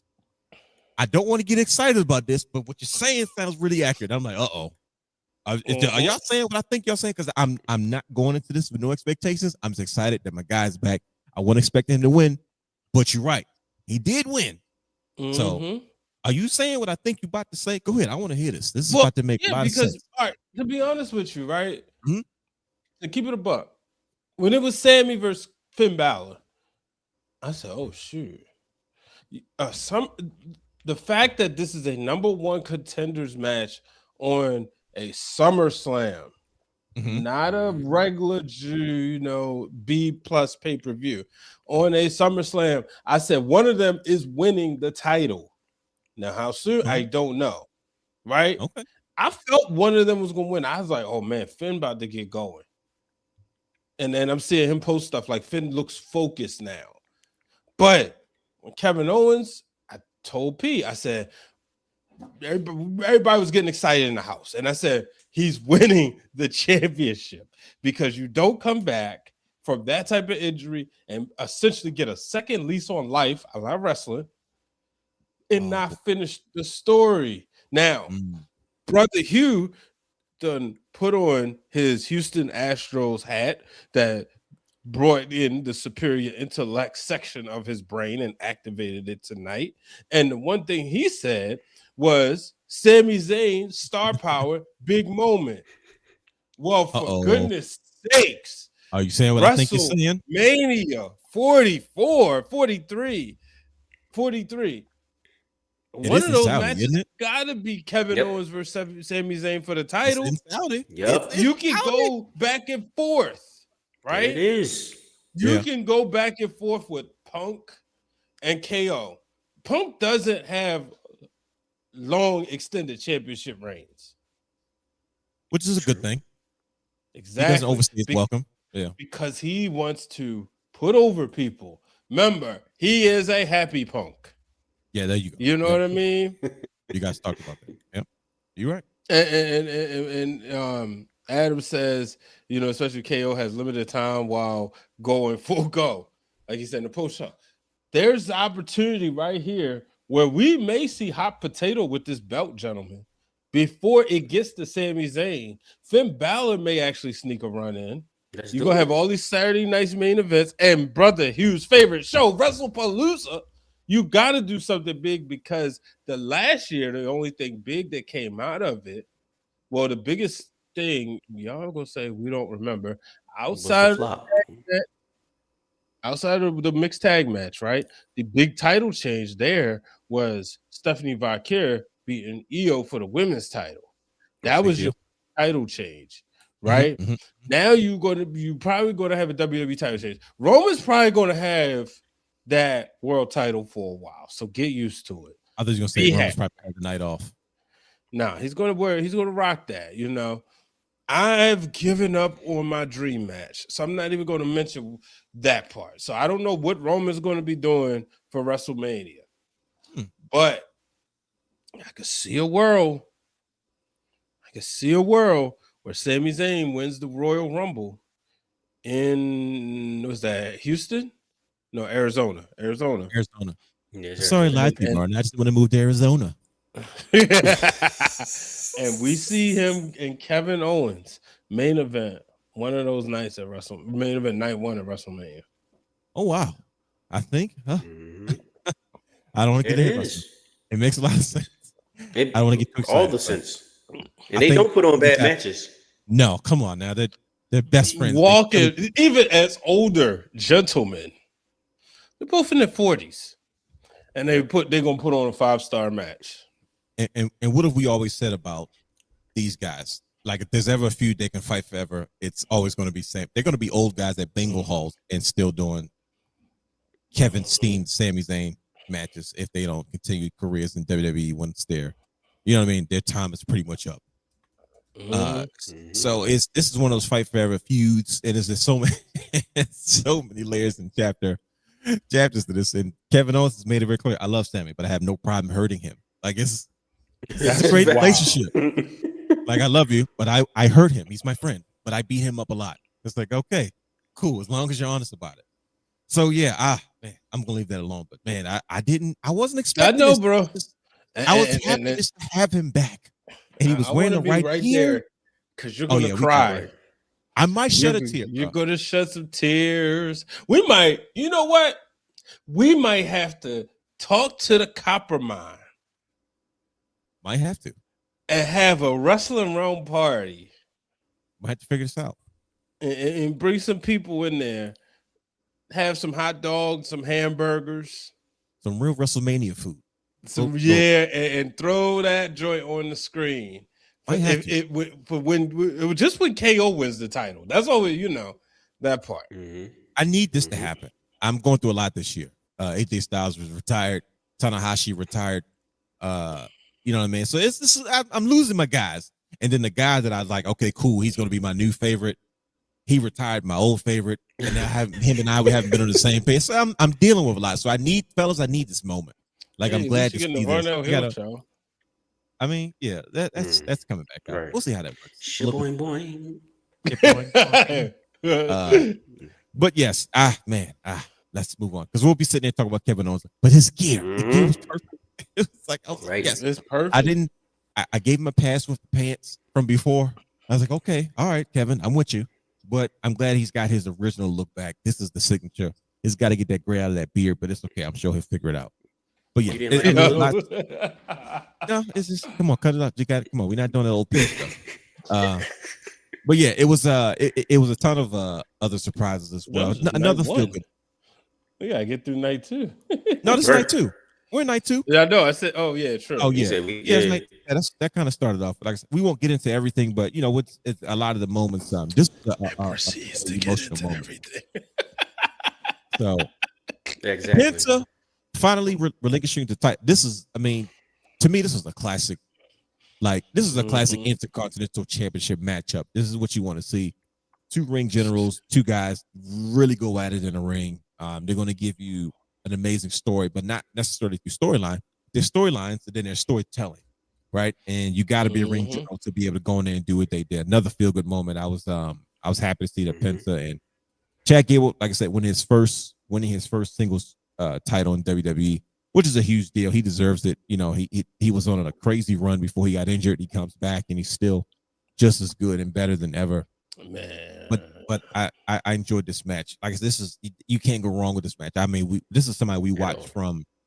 I remember when he popped up with the long hair in NXT, and everybody was always talking about Jason Jordan. He was, looked like Kurt Angle, and he was always boring. But then they brought in Chad Gable to be his hype man and eventually his tag partner, and to see his career go from that to Shorty G to his run that he had before he got hurt.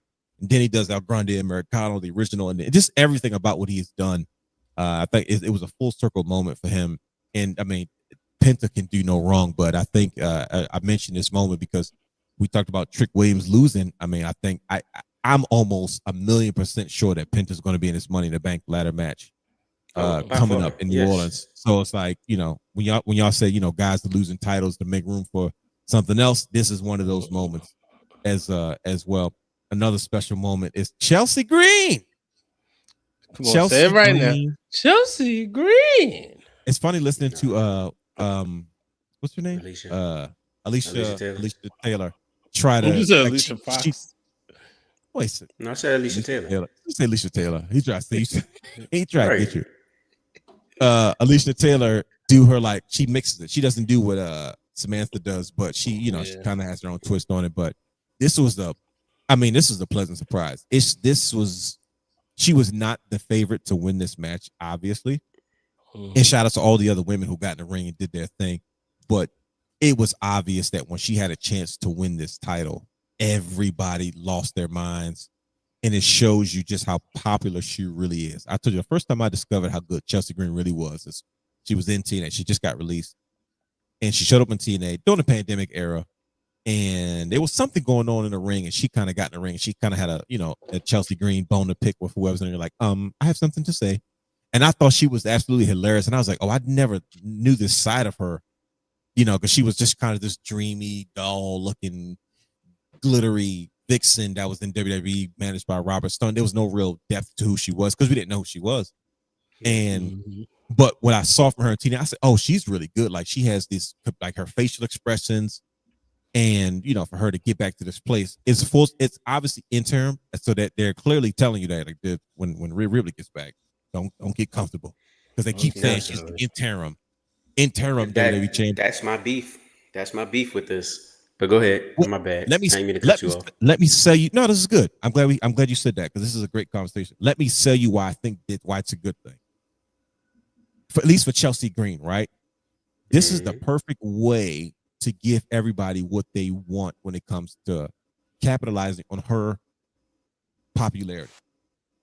You say, okay, in what way? One, there's no pressure for her to have a dominant run. And you say, well, how do you know? Based off how she won, right? She won by circumstance. It just worked out in her favor, right? She got knocked out. She happened to be hanging there. Everybody was out. Placement, like she didn't beat up everybody and win the match. You know what I mean? That's not the Chelsea Green character, but the fact that she was the last woman standing after so much melee has happened and she capitalized on winning that moment. You can put her in this space temporarily, establish her as a main event player, let the fans get behind her. So when it's time for her to drop that title again, it's like it doesn't hurt her, but yet she'll always be solidified in those books. She can take this time and be who she needs to be without having the pressure of having to carry the company as the WWE champion. You know what I mean?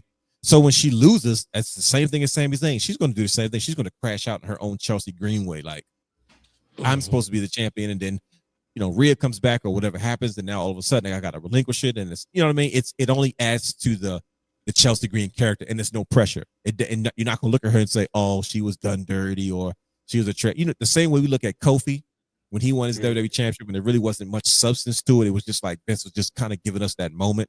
He realized he's over. Let's just give the fans what they want. That's the old school carnival thing. Let's give them what they want now. We'll figure it out later. But the reality is they didn't have any substance to his title reign. He was just holding it until, you know, they proceeded with the plans for the WWE championship, which would eventually be Brock and everything else that came after it. It was like, okay, you know what I mean? You can do that with Chelsea Green and it doesn't hurt her character. It only adds to, imagine when she loses, she's going to be even more popular than when she had it, because in most people's eyes, she wasn't supposed to have it in the first place. So it's almost like it's like a no pressure situation versus if you have like a real dominant performer, like you know what I mean, a Lash Legend or somebody win and she loses it, we're going to say, oh, they buried her, they didn't give her a chance.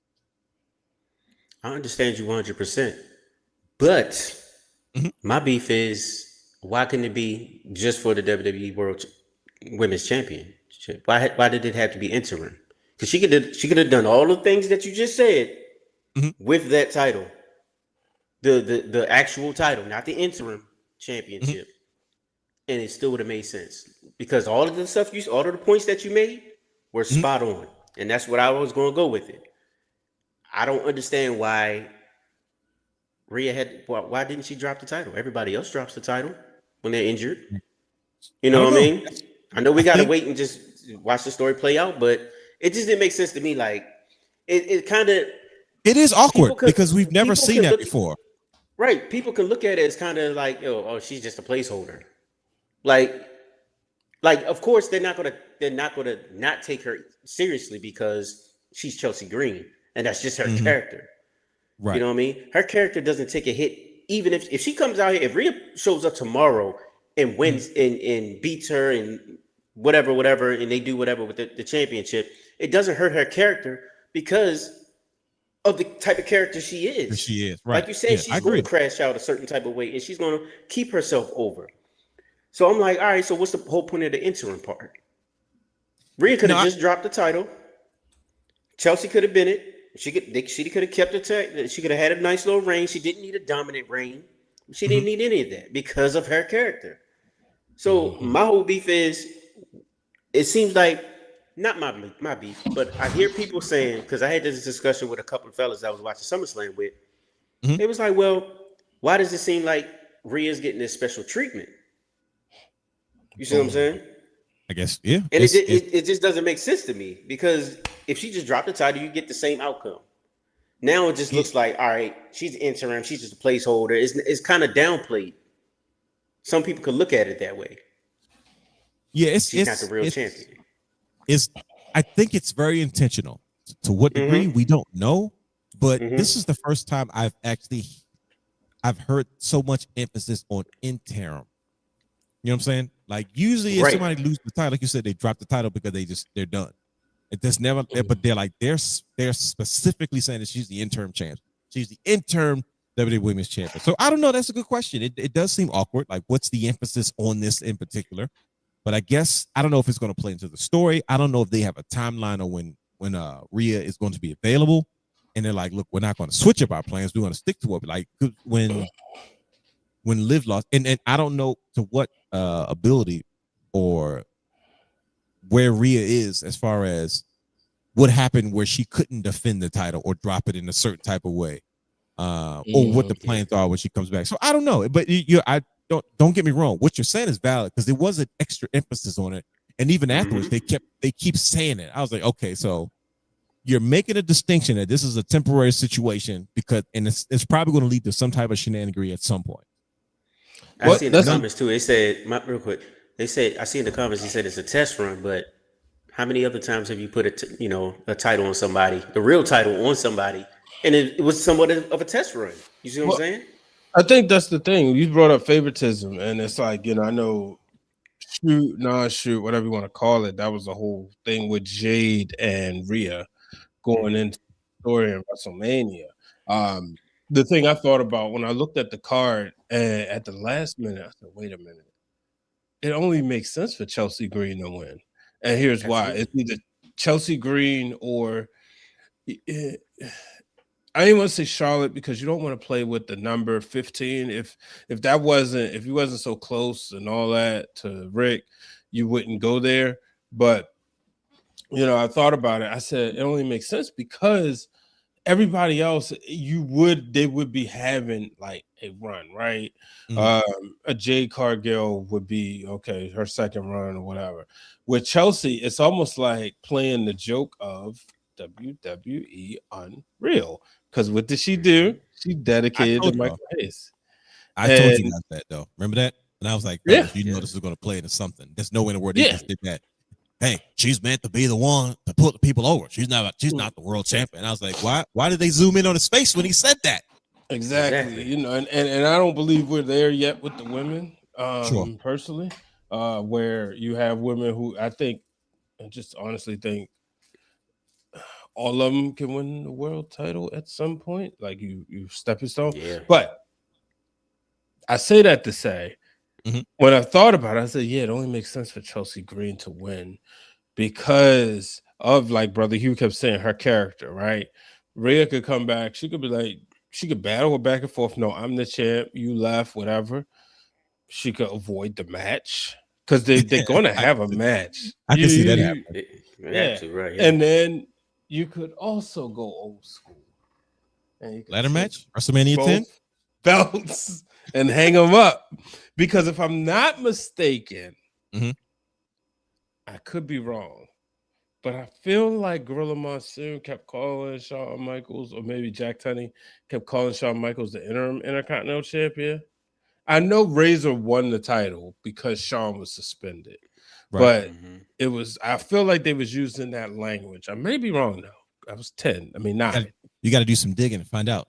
Yeah, I feel like they was using that language about one Shawn Michaels. So and you're saying this leading up to WrestleMania 10? 10, yeah. Okay, so see, this is that. So I would have been 7.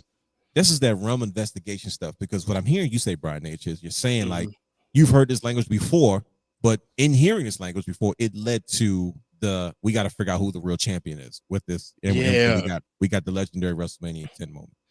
And I, like I said, I could be wrong. Okay. I do know one thing for a fact. Shawn Michaels was saying this when I probably first heard the word bogus. When Shawn Michaels said that bogus belt that Razor Ramon is walking around with. So this is what, but overall, this was Chelsea's moment. I can agree with Adam also sort of like just being sort of that test, like a test for us to see it as a test, not so much for them.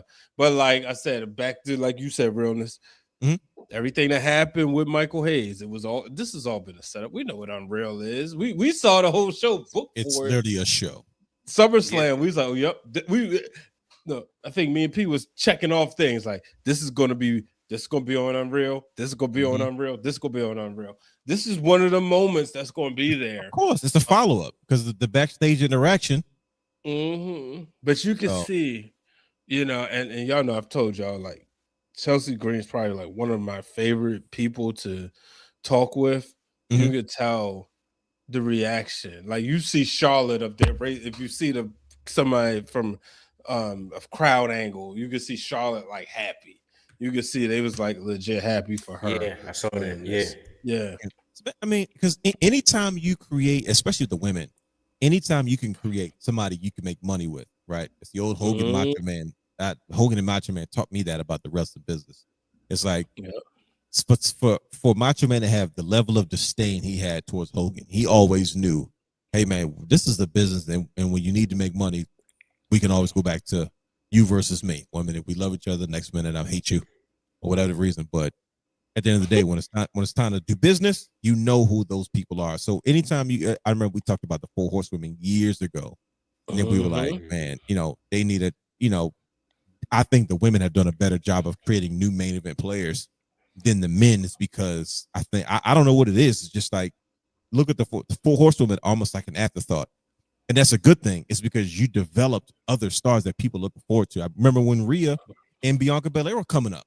You know what I mean? We were like, all right, they're going to try to get them over. Like the 4 Horsewomen had done an excellent job, and even Mercedes and AEW and around the world, of making other women come up and to be relevant. They're making new stars, and that's what you want. To me, that's what makes Hall of Famers.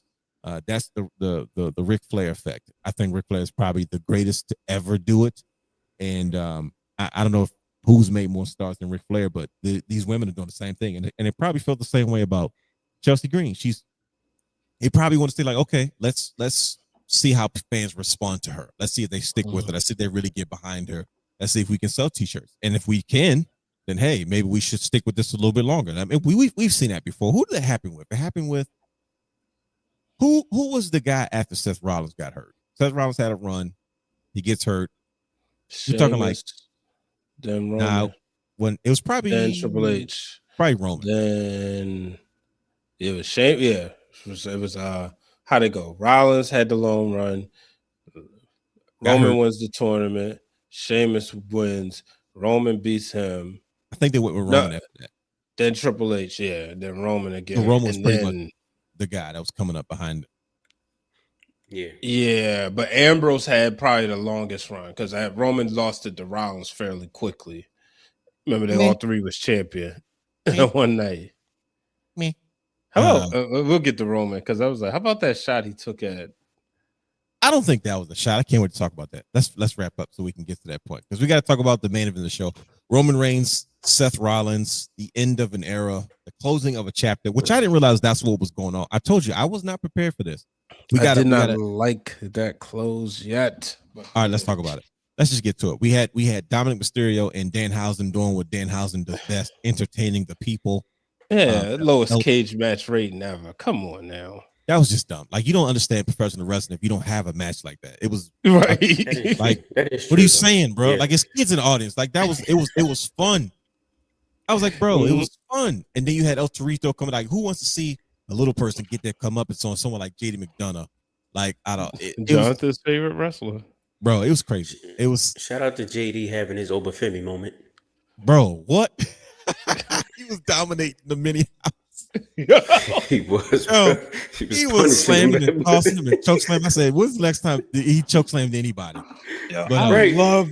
He's somebody. He's like really one of the people that we don't talk about a lot. Yes, I love watching JD McDonough wrestle. JD McDonough is a problem. Yeah, with him and Finn Balor or Raw. Those few times, man. I hate to tell you, like he remind me of. I know he reminds props, but with personality. Yeah, I agree, 100%. I know who you're thinking because I think the same thing. Yeah, and with personality. I think when he hopped over that rope with a punctured lung and finished the match, I think that took his like wrestling credibility to the roof. When they was like, oh no, this dude is, and he's older. He's not like a young guy. Like, he's in excellent shape. He's I don't want to say like a late bloomer, but he's a late WWE guy. You know what I mean? Yeah. Jordan Devlin's been around for a while, but his run as JD McDonough, and once again, the Judgment Day doing what the Judgment Day does best is getting people over. You know what I mean? Creating new stars. Him being in that group really took him to a different space, and it's like the level of respect that he reminds me of Chad Gable at this point. Remember the run Chad Gable was on where he just didn't matter what he was doing, he was still in the show, whether he was winning, losing segment. I'm like, he's got those vibes in, bro. When he slammed the mini housing super hard and kicked one in the chest, I was like, yo. But then El Torito got with him. El Torito housing. I was like, bro, think about it. He hasn't had a match, a title shot, nothing. But JD McDonough, I mean, he's really, really good. Man. So yeah, shout out to JD McDonough. Friday can't contain himself, fellas. We're wrapping the show up. We're going over a lot of people look at it. I don't know why we do these long shows. Everybody wants to come in. I think we're everybody's favorite late night conversations. Because I'll be retweeting constantly. That's what it is. Gotta keep it going, brother. People gotta see this on their timelines. We got some good stuff here, better than what you can find on some of your radio stations. I'm trying to tell you. He doesn't want us to make any money, does he, Brother Hugh? It's cool. I said, y'all don't know which radio I'm talking about. I could be up there talking about 105.7 or 92.3. We are not talking about radio. Yeah. What are we talking about? Knows. Man, I'm out here flexing on people. That's all. We want to flex on some contracts. It's all right. Man, Roman Reigns, Seth Rollins. Fellas, I'm going to be the first one to say, I did not think that this was the story that they were going to tell. Once again, I just went into this whole SummerSlam unbiased, unoblivious, and not to mention, you guys are barely there last week to make me change my mind about anything. So that probably had a lot to do with it. Usually I had like, I don't think about these things, and then we have conversations, and I'm like, okay, cool. Now this is thought provoking, and I start looking at different things. But you guys weren't there. So I didn't. Was sick last week. Listen, bro, you were a soldier, brother. You pushed through. I was as a brother, I was proud of you. I was like, this is a proud moment for me, man. This brother, he was doing what he could. I watched it back and I was dying laughing. I was like, what? We're good. It was great. No, I was Pretty Ricky's what they call them. My bad. That just came on the screen. When you see that, you gotta say it. When you see that, we Martin fans here. Of course, Pretty Ricky. Pretty Ricky's what they call. It was Dan Fontaine's got you too, down Tommy. It was one of those situations where like we'd be mid conversation and then he would drop it. I'm like, okay, well, it was just, it was fun. I was like, it was fun and chaotic in the same way, but it was like, yo, we actually got through that. Like I said, don't worry, numbers weren't that great. I apologize. It's probably me. It's okay. Hey, socials was well. Look, okay, we hit one of them. That's all that matters. There we go. Socials was definitely fire. Okay, how does content game work, man? It was funny, but that's now you're gonna make me want to go back and watch it because I watched the first 10 minutes back and I was like, all right, this is cool. We made this work. It's fine. But Roman says Rollins, I didn't go in with any expectations. I literally went in with what they gave me, whatever they fought about. We know the feud. I'm number one. You always be number two. This is another, in my mind, this is going to be another Sami Zayn, Kevin Owens feud. This is going to go forever. They're going to always find their way back to each other. But that's actually not what happened. They went in there and Roman Reigns and Seth Rollins decided that they needed to close the chapter. They're closing the chapter on the Shield. They're closing the chapter on their beef. And it wasn't until after the fact that I realized, like, what is going on here? And it was like, no, Roman Reigns had to prove that he can beat Seth Rollins on his own. And I was like, oh man, I didn't realize that. Like, that was on his bucket list. That was one of the things. Like, yo, I have to do this. That's what it felt like. They finished their story, and you don't expect that from a guy like Roman because he's always on top. But you forget that these characters have real life. Their characters have real life situations, right? So like Roman's probably always been haunted by the fact that he's never beat Seth on his own. You know, he's always been haunted by the fact that what happened to him in the Shield that he never got over. Because you think about WrestleMania 41, where him trying to get his hit back from that moment in the Shield, like Seth Rollins provoked him, but that's one of the main reasons why he lost that match. And Seth Rollins came with that same play again, and Roman didn't bite. He said, nah, we're not doing no chairs. We're not doing no distractions. We're going to finish this once and for all. And I was like, dang, this is like some Matrix type stuff.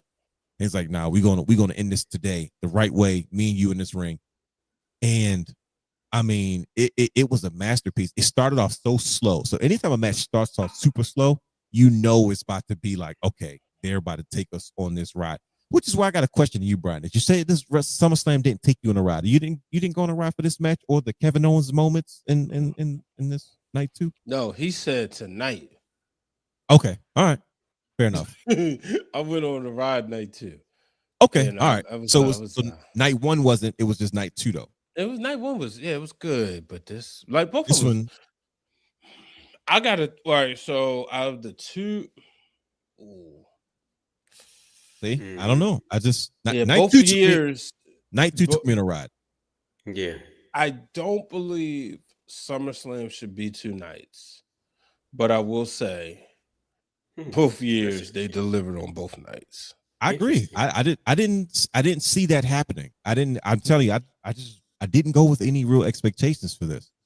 And I believe this is the SummerSlam is the reason why we have 2 nights, because no doubt, Minnesota was probably going to get WrestleMania 43. Okay. And they said, we got to go to Saudi. They're giving us the bread. But how about we promised you 2 nights. Let's just make SummerSlam 2 nights. There you go. You know, but both nights delivered. Mm-hmm. But this took me for a ride, not just the graps of it all. Yep. The story. Mm-hmm. And I know, like, as bad as I've been wanting this to be the main event. I wanted this to be the main event for WrestleMania 40 before The Rock showed up at Denver, Colorado that time, right? Right. And then when he showed up to Colorado, and I was like, oh, I want Rock Roman. Give me that match. But this was the match I wanted to be for WrestleMania 40 because Roman had not beat Seth yet. Sure. But as y'all talk mm-hmm. and do what y'all do, y'all the best in the world doing this. Yep. CM Punk. You had me thinking. I said, I accept the fact that they solidified themselves. And they've actually solidified, this match solidified the SummerSlam premium live event to another level.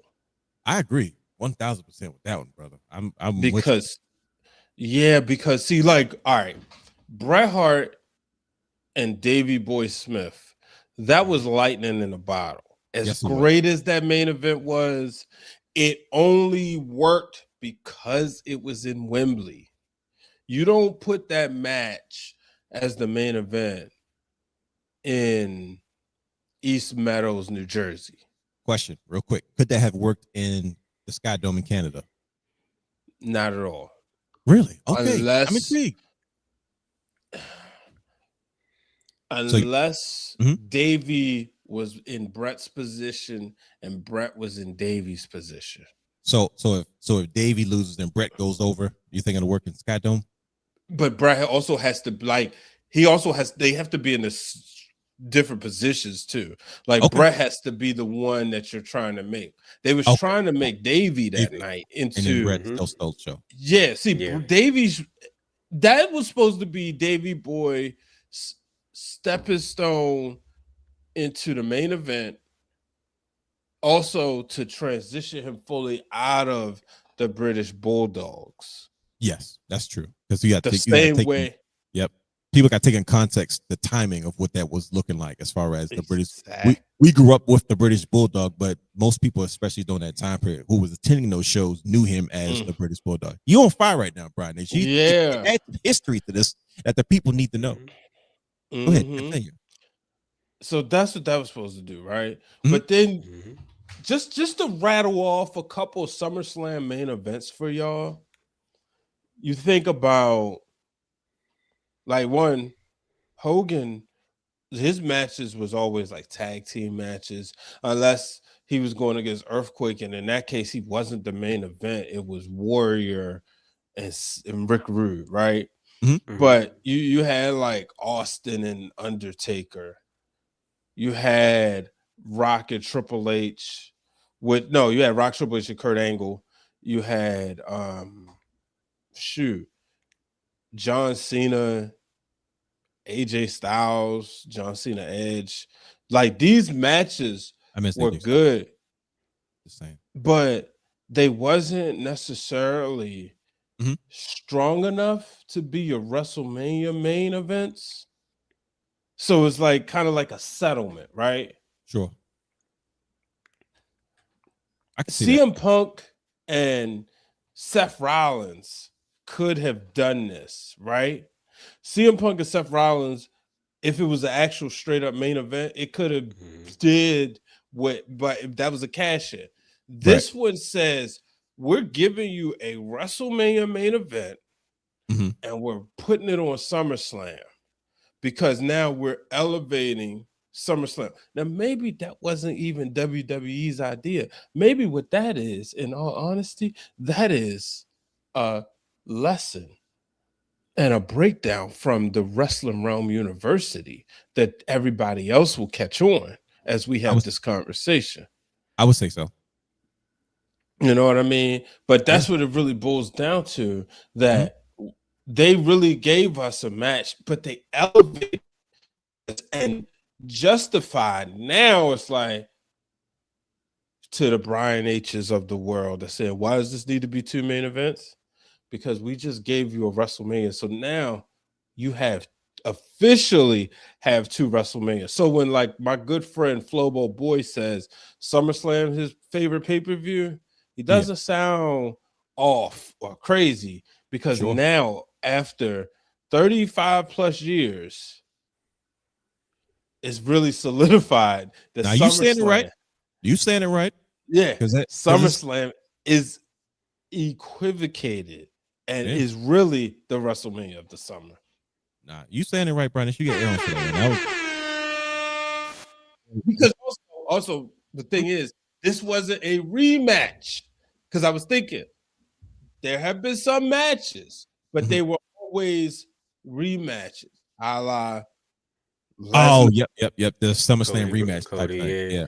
Before they started doing the backlashes, there was SummerSlam. Used to be because you like see last year, Cena and Cody, right? You could hold it out, but now you don't do that no more. But they gave us a fresh matchup that, you know, Seth Rollins has always said he wanted to be on the marquee of WrestleMania, and I think he deserves it, right?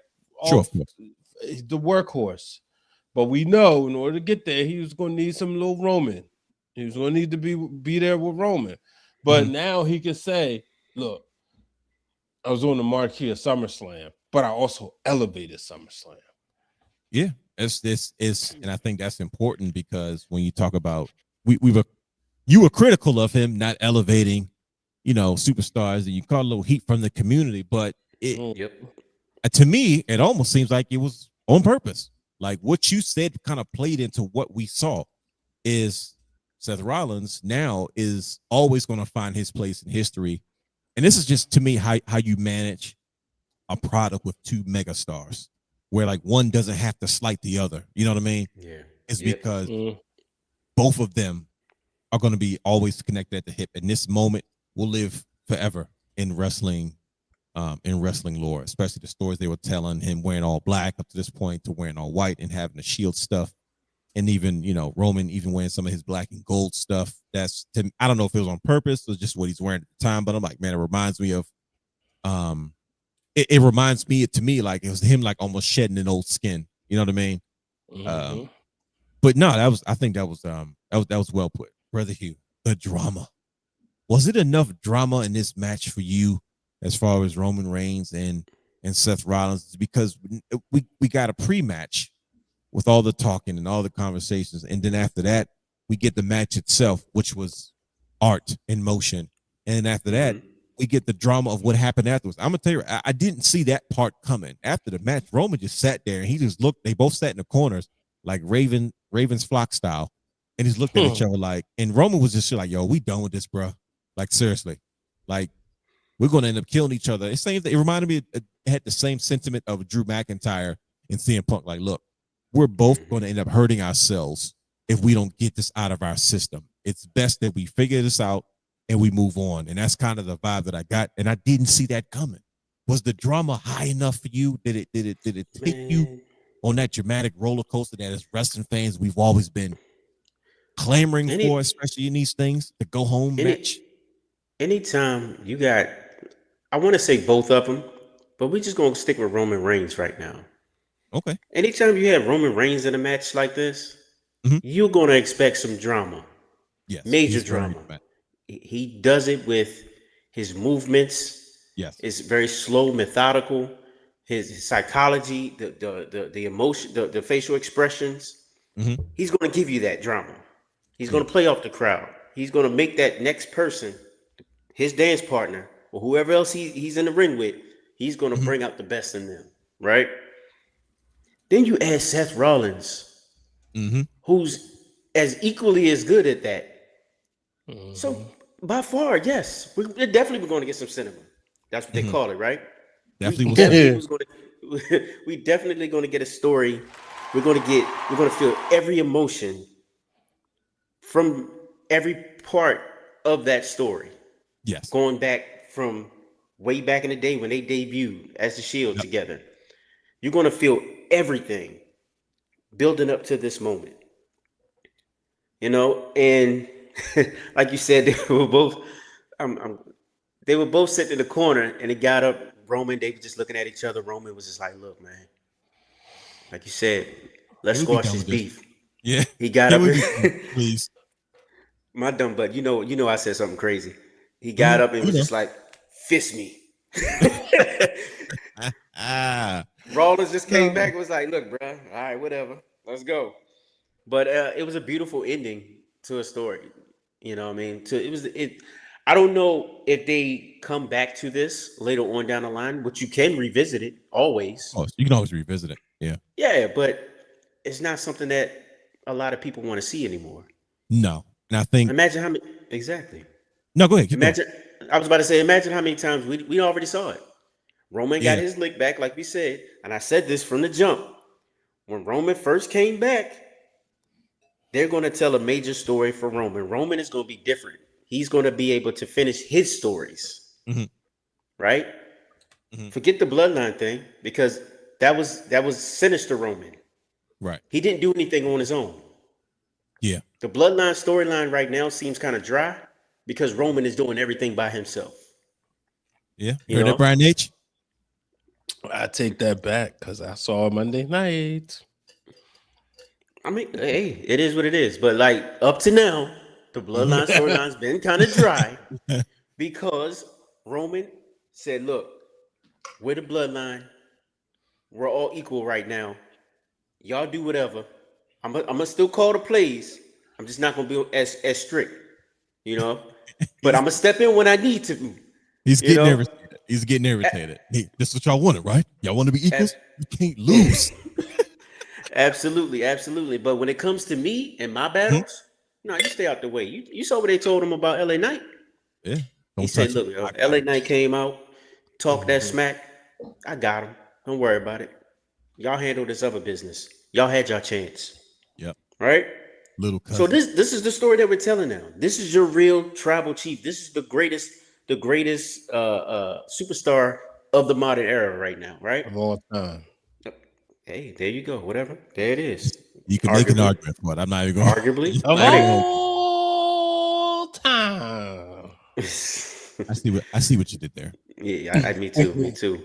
Shout out to Becky Lynch coming back. Absolutely. That's another one. That is another one. That's get a new star.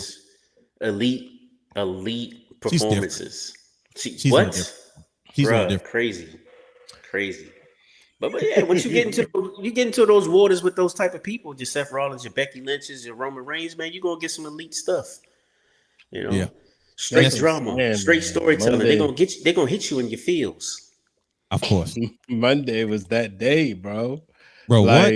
And it's not over yet, bro, Nate. It's like you still got SmackDown. I swear I don't know how long it's been since I look forward to SmackDown because of what you just said about Raw. I said, well, god dang it. I wasn't expecting Raw to follow up this well because we haven't had it recently. But I'm like, oh, they on some other stuff right now. They are.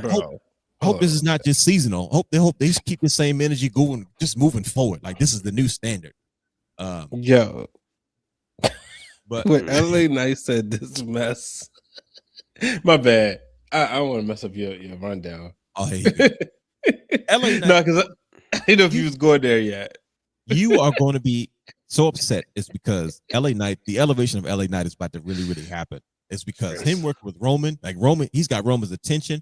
First of all, in the world of pro wrestling, that's never a good thing, and it's really dangerous. Mm-hmm.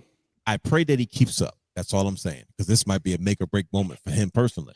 You know what I mean? He's been he's like that. He's been that little chihuahua biting at the heels of Roman for a while now. Remember even when he was like when they first got back together, he was kind of pissed off, like, yo, we just tagged together, Usos. We was cool. Now all of a sudden, because I see all this stuff. But LA Knight's promo with Roman Reigns that following Monday, and he held his own and didn't flub up or just. I was like, oh, he actually He laid it in. He got his reaction. He didn't do too much. I was like, okay, yeah, just get out the building before you messed it up. And then Roman Reigns kind of brushed him off, but then kind of came back and like, I'm gonna do it personally. I'm like, okay, LA Knight, you get a program with Roman. You're a made man. You get a program with Roman. But too bad you're gonna take this L. I think it's okay. Yeah, it's okay. Yankee Oscar uniforms. He can afford to take the L though. So you know what I mean, as long as he win that briefcase later on. So do you think? Okay, I'm just wait. I'm not even gonna bait you. Here's the thing. Go ahead. Can I keep it a buck with y'all? By all means, that's what we do. Like I said this before. I do not hate LA Knight. Right? Yes, I don't. No. I only root for wrestlers to fail when it literally gets personal. So it's like, I don't know the man. I don't know whatever his name is. It's just when I don't see something, I call it out. You know what I mean?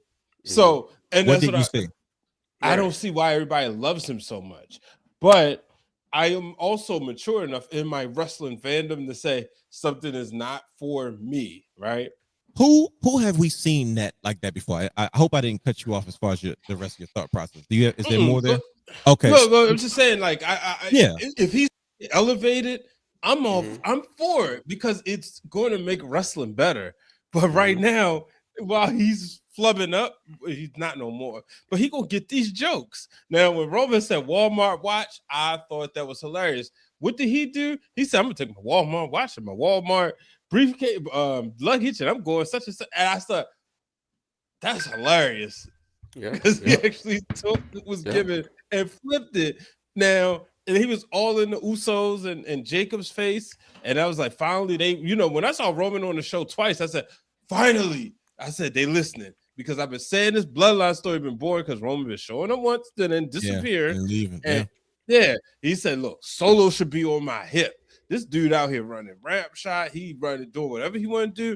Now I was like, here we go. Now we cooking.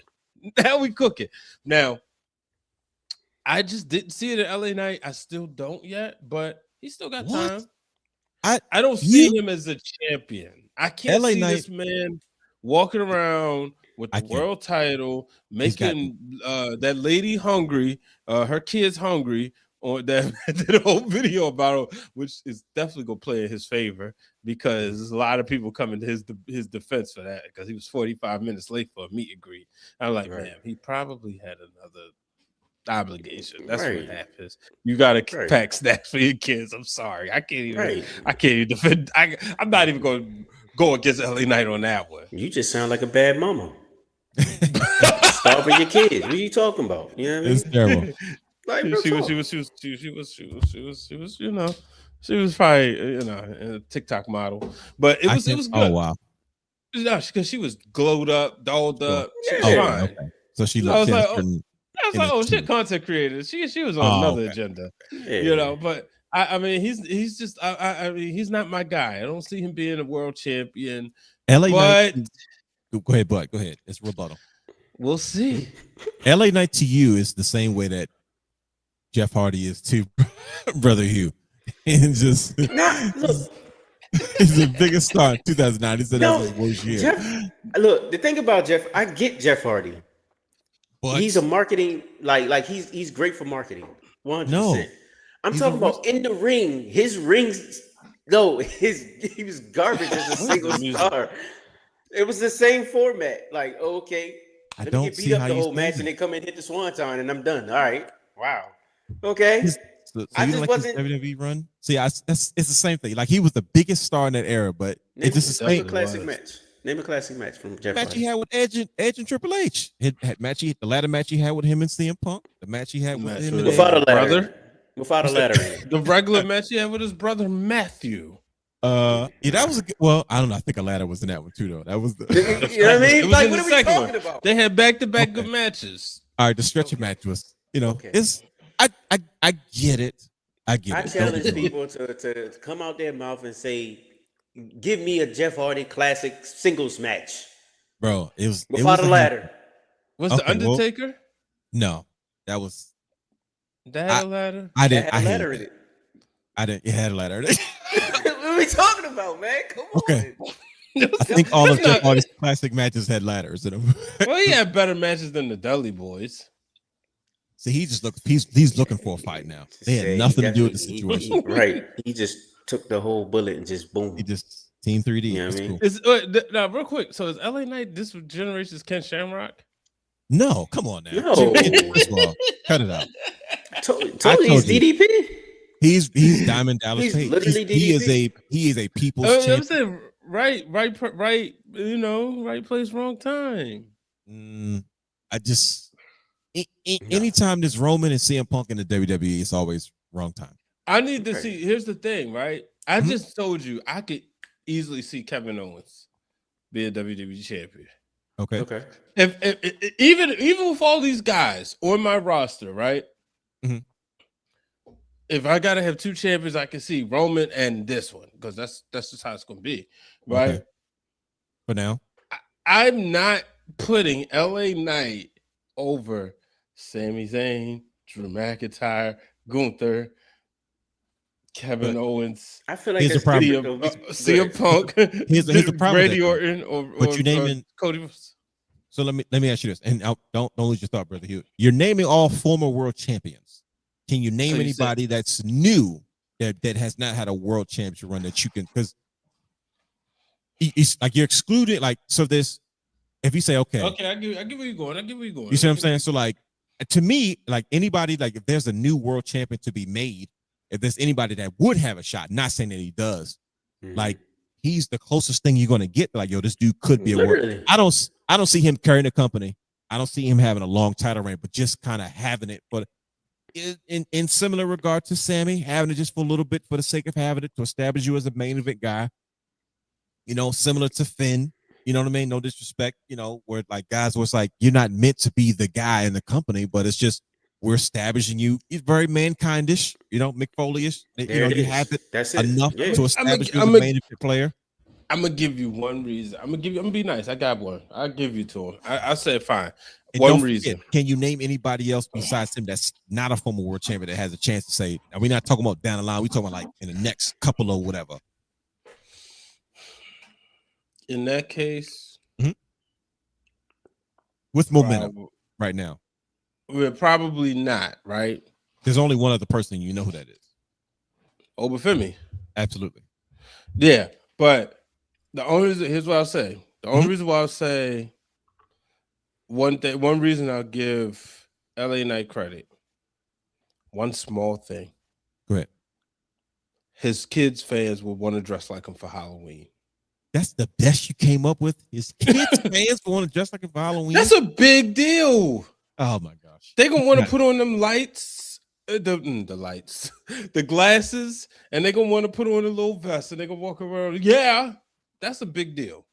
Brother Hugh, what do you have? He's not giving anything. Like I'll even say, like I saw him, his physique even looks different. Like I'm like, he's extra pumped. Like he looks like, you know, he could be a transitional world champion. I never thought he had a bad look. I just don't like his gear, but I never thought he had a bad look. Well, Brother Hugh, LA is not for you. Boots change your way. No, don't.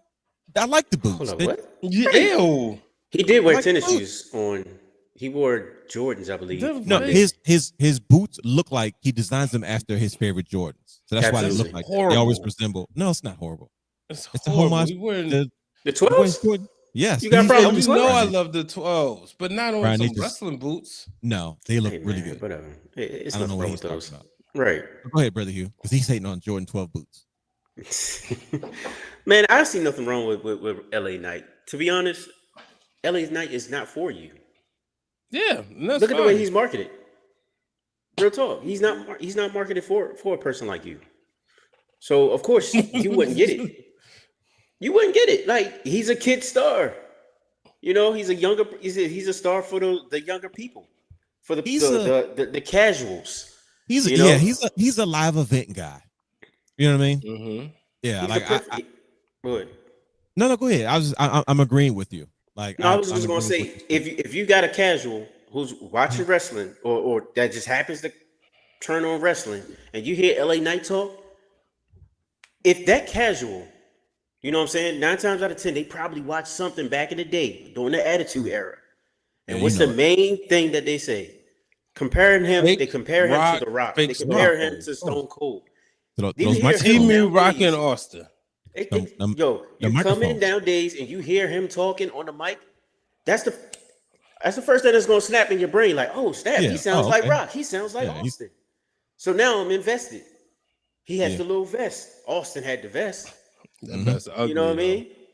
Whatever it can be, but whatever. But that's you know what I'm saying. It's all about marketing. That's why, like, he's over. So you might as well go ahead and just give him something, bro. That's why I say the Money in the Bank. I don't think he needs the championship right now, but he is going to need the championship sooner or later.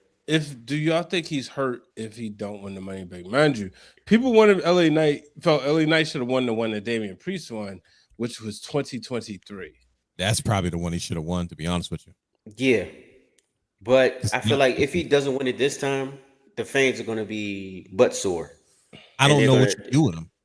Yeah. Like I got to give him credit, though. He's getting They haven't turned their back. The fans haven't turned their back. Like, they haven't said, all right, forget it. We done because they not push you. We move on to the next one. But what's the reason why is that? It's because of what brother you said. Because he's fun for the live audience. That's it. He's gonna come out there talk. Like, think about it. It's not because we're watching his matches. Yeah, right. I mean, yeah, that's what I'm saying. Like, it's like he's I call it a people's champion because he has an act that gets the crowd involved, and everybody loves to be involved. The Diamond Dallas Page out there, he throws up his diamonds, and everybody's doing it. It's something like, this is my chance to be a part of the show because the camera comes to the audience, and everybody who's doing this the hardest. You know what I mean? Right. Like, Roman looked confused too when LA Knight fans were cheering. He's looking around like, y'all was just cheering for me. Now y'all really cheering for this guy? And this is what I'm saying. That's stuff Roman be doing to be put people over. Like I said, okay, he's on a Ric Flair level. Yep. Yeah, like he was, and then they did the little Rock Hogan thing where they kind of acknowledged the audience. Greatest of all time. He knows how to put his guys over. But when I saw that, I said, "Oh, look at Roman. He's trying to get LA Knight over." I said, "This is good. This is see, because Hogan would beat people. He would get you in the ring with him, and then be like, "All right, now you taking up space. Get out." Your Roman was your reward. Yeah. Where Roman is like, "All right, I'm gonna set you up where once you're done, you still go and make more money because we're gonna revisit this again." Ric Flair, bro. I don't think anybody made more stars than Ric Flair, and his format was he was dominant, but he was also like Ric Flair was about to lose every match he was in. There's a point in every match Ric Flair's always. There's a compilation of how many times this man drops to his knees and is begging his opponent for mercy, and then he tries to poke him in the eyes on some slick stuff. And this is the guy that's one of the most dominant world champions of all time and then he goes on the show the next day in WCW with $1 million suit on, glasses on, and act like he just did it, act like he's dominant. I beat you, you suck. I'm more of a man than you. I'm gonna take your girl, your sister, your mama, your cousin. You'll never be me. And it's like, Flair, you and everybody's sitting there like, you almost lost last night, and now you here talking crazy. And I'm wheeling and dealing, I'm kissing, I'm drinking, I'm fluting. I'm like, but then he would get in the match later that evening and be about to die, find a way to win, and then get out, rinse and repeat. And it's like everybody said that whoever he got in the ring with, you left more important than you did before you got in the ring. And most often than not, you lost. So it's like, to me, when you can start making stars that way, Ric Flair, Becky Lynch, Roman Reigns, like, I mean, there's a handful of others, but these are the big dogs that I'm like, yo, this is who you want to be in the ring with, because even if you lose, you know what I mean? You got a chance to really be an established player. But man, this is the effect of SummerSlam. I don't think, fellas, we've ever been this excited about it. We've never taken this long to do a SummerSlam recap, post show, anything of this magnitude. This is length, and this for as long as we've done it, man. But this is the first of many 2 nights of SummerSlam. It felt good, fellas. It felt good. It felt so good. We almost had a 2-night Wrestling Around Now podcast. Right. It pretty much. It's. I think we kind of do that I never realized that we do that every week. We have a 2-night show. You know what's crazy? You know what's crazy? What's that? We still haven't even touched Oba and Braun. They teased that as well. It's a lot, bro. It's a lot. Paul Heyman, was that like layered when he got in Braun's face? Like basically, like, get yourself together, bro. What you mean? When he went face to face with Braun Breaker. I'm assuming Paul Heyman definitely knows what he's doing. Braun Breaker. We've been, I don't know, brother. He heard us. Okay, so we talked about it last week. We were like, man, Braun needs to. He looks like he's not feeling this whole gimmick thing. Like, yo, this whole group thing is already losing steam.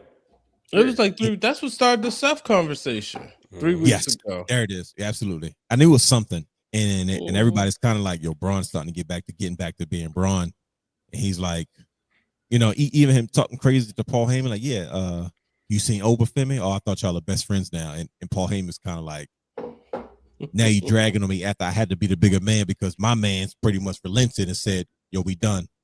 Leave the young boy alone. And now Braun Breaker's like, oh, okay. Like, you know, he's kind of giving it back to him, you know, because he gave Braun Breaker a hard time. Now he's coming like, oh, yeah, since y'all the best friends now. And Paul Heyman's that was funny. He was like, oh, okay. All right. Yo, I'll let you have this one. That's that ex when your ex break up with you and then be mad that you're talking to somebody else. Mm-hmm. And then talk trash about it. Oh, that's what you with now?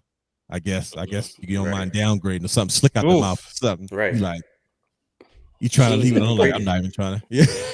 Like, right. Dang. Flashbacks. Okay. I guess you go from Mercedes Benz to a Corolla. You be like, okay. But deep down inside, he know you got he's scared. He know if Paul Heyman get over Femi, it's over. Yeah, that's what you don't want. 100%. Yeah. Imagine they swerve us and freaking Oba Femi turns heel. Oh, that would be terrible. That's crazy. Like, and then he gonna come up with another name for what he gonna call him because he can't be his advocate and he can't be his wise man. Whatever a griot or something in Nigeria or African culture always like, this is my griot. Definitely. Storyteller, I don't know. But that would be vicious. We don't need a heel over Femi. That's dangerous. If he turns heel, Roman Reigns is in trouble. I'm sorry. That's what I was going to say. Roman's in trouble. I told you 2K already. Always when you simulate, Oba's the only person who beat Roman. Oh no. All right. Okay. Well, hopefully they can keep him away from Roman in the title picture for a little bit longer. Because you got Braun. I feel like you got Bronson Reed, you know what I mean, that can come back and you can feud with for a little while. You got a couple of people. He talking slick out the mouth. He's like, oh yeah, we was worried about Braun Breaker being shoved down our throats. I was like, who is he? There it is. Mm-hmm. Like the big dogs. I think big guys are coming back in wrestling. We got Big Bill, Big Williams back. Big Cass shows up. We got another 7 foot in the building. I was excited. You see the enjoyment of the excitement in all over my face. No, there's the lack of enthusiasm there. I know. Corey Graves being a pro. I was about to say it caused a bit of a stir. I was watching. I was like, I'm just waiting for Corey Graves to say something. He had nothing to say until after he was gone. I said, that's probably. I said, yeah, because he married his ex-girlfriend and had a new family by her. It's cool. It's fine. Yeah, but see, if homeboy wasn't so, you know. I mean, it's like Carmella even said, like, my husband's a pro. I'm like, it was 8 years ago. It was 8 years ago. That's over and done with. It's what happened in it, though. I know. We seen on Total Divas. It was bad. Now, brother, he had given it a chance. That was out of Total Divas. So that's the problem. Yeah, it's cool. Like, y'all really brought him back? I was shocked too, though. It's very Vince McMahonish. Like, also, that's what we're doing now. We just don't care. Mm-hmm. But I mean, they don't have to deal with each other. Or I don't know what Corey Graves is going to call his matches or what. Just put him on SmackDown. Bro, he didn't say a word, bro. One thing about Corey Graves, we saw this when Punk came back. What you see is what you get, bro. Like, that's it. You know, it's like when Punk came back, you know, he said like they had to kind of like squash their issues because, you know, Punk was just mad at everybody. So yes, he was. Yo, you still work there? Like, bro, niggas need to eat. Excuse me, people. And I think that's who. I think that's who Roman was referring to. Is post speech when he was talking about, man, you know, it was always us. It was always we didn't leave. People left in other places. Everybody's like, oh, he's talking about Dean Ambrose. I'm like, man, he's kind of was talking about CM Punk because Seth Rollins said the same thing. Remember, he's like, you chose the left and we had to pick up the slack because we was supposed to be with you. Mm-hmm. That's when everybody's like, oh, he took slice at Dean Ambrose. I said, man, they did whatever they could to include that man, and they didn't tell any lies. That's why Dean Ambrose left. Because he thought he was going to be the man, and then he found out quickly, like, oh, they're going to go Roman and they're going Seth. I'm kind of an afterthought. They kept telling him all the time. He said on one of the shows, "Oh, you a different type of cat. You a different type of cat." Yep. And he was like, "What does this mean?" So Dean Ambrose was never a WWE guy. Let's be honest. No, it was just at the time. The fans pushed him and was behind him. The cult like following, and there was no alternative. It wasn't. It was not, because if AEW was just as big as they are now, back when we probably wouldn't have half the people that's in WWE or that ended up there. So I mean, he's doing his thing in AEW. I have no disrespect for Moxley. You know what I mean? By all means, he paid off his house. He paid off his mother house.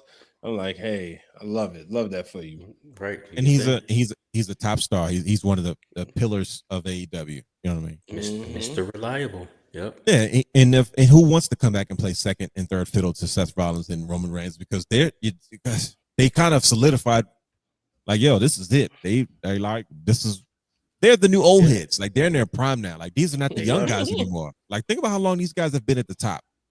Like, 2013, 14, when these guys were starting to really break through to the main event scene. We're not talking about the Shield run. We're talking about let's get these young guys going, bro. It's 2026. And these guys are running the tables. And I'm like, every major piece, and of course you got all these other pillars now, like Cody Rhodes and the CM Punks, the Drew McIntyres, and now you got guys like Logan Paul, and you had Brock Lesnar, you had John Cena retire, you had AJ Styles that walked out the door. I'm like, man, they looking around at this young talent like, man, I think we're in good hands. We can walk away from this. Yep. And I think at the end of the day, SummerSlam kind of solidified that. So, man, I hope we keep this momentum going, fellas. I had a blast. I don't know what's going on, but I'm happy. This is the Triple H-led WWE that we have all these exciting things going on. Okay, I just want to see Brian's reaction. I knew. I was just waiting. He just kind of looked down. I was like, okay. And I knew exactly. I was like, oh man, I walked right into that one. I knew exactly what he was doing. Yeah, sure, long as you know. I enjoyed it. I wasn't expecting it to be. Tell your man to cut his hair though. I don't know what's going on. Here's what I'm hoping, fellas. Here's what I'm hoping. I hope that there's like this new, since John Cena he had another procedure. I watched an old John Cena match, and he had a really bad. His summer was worse than Hogan's.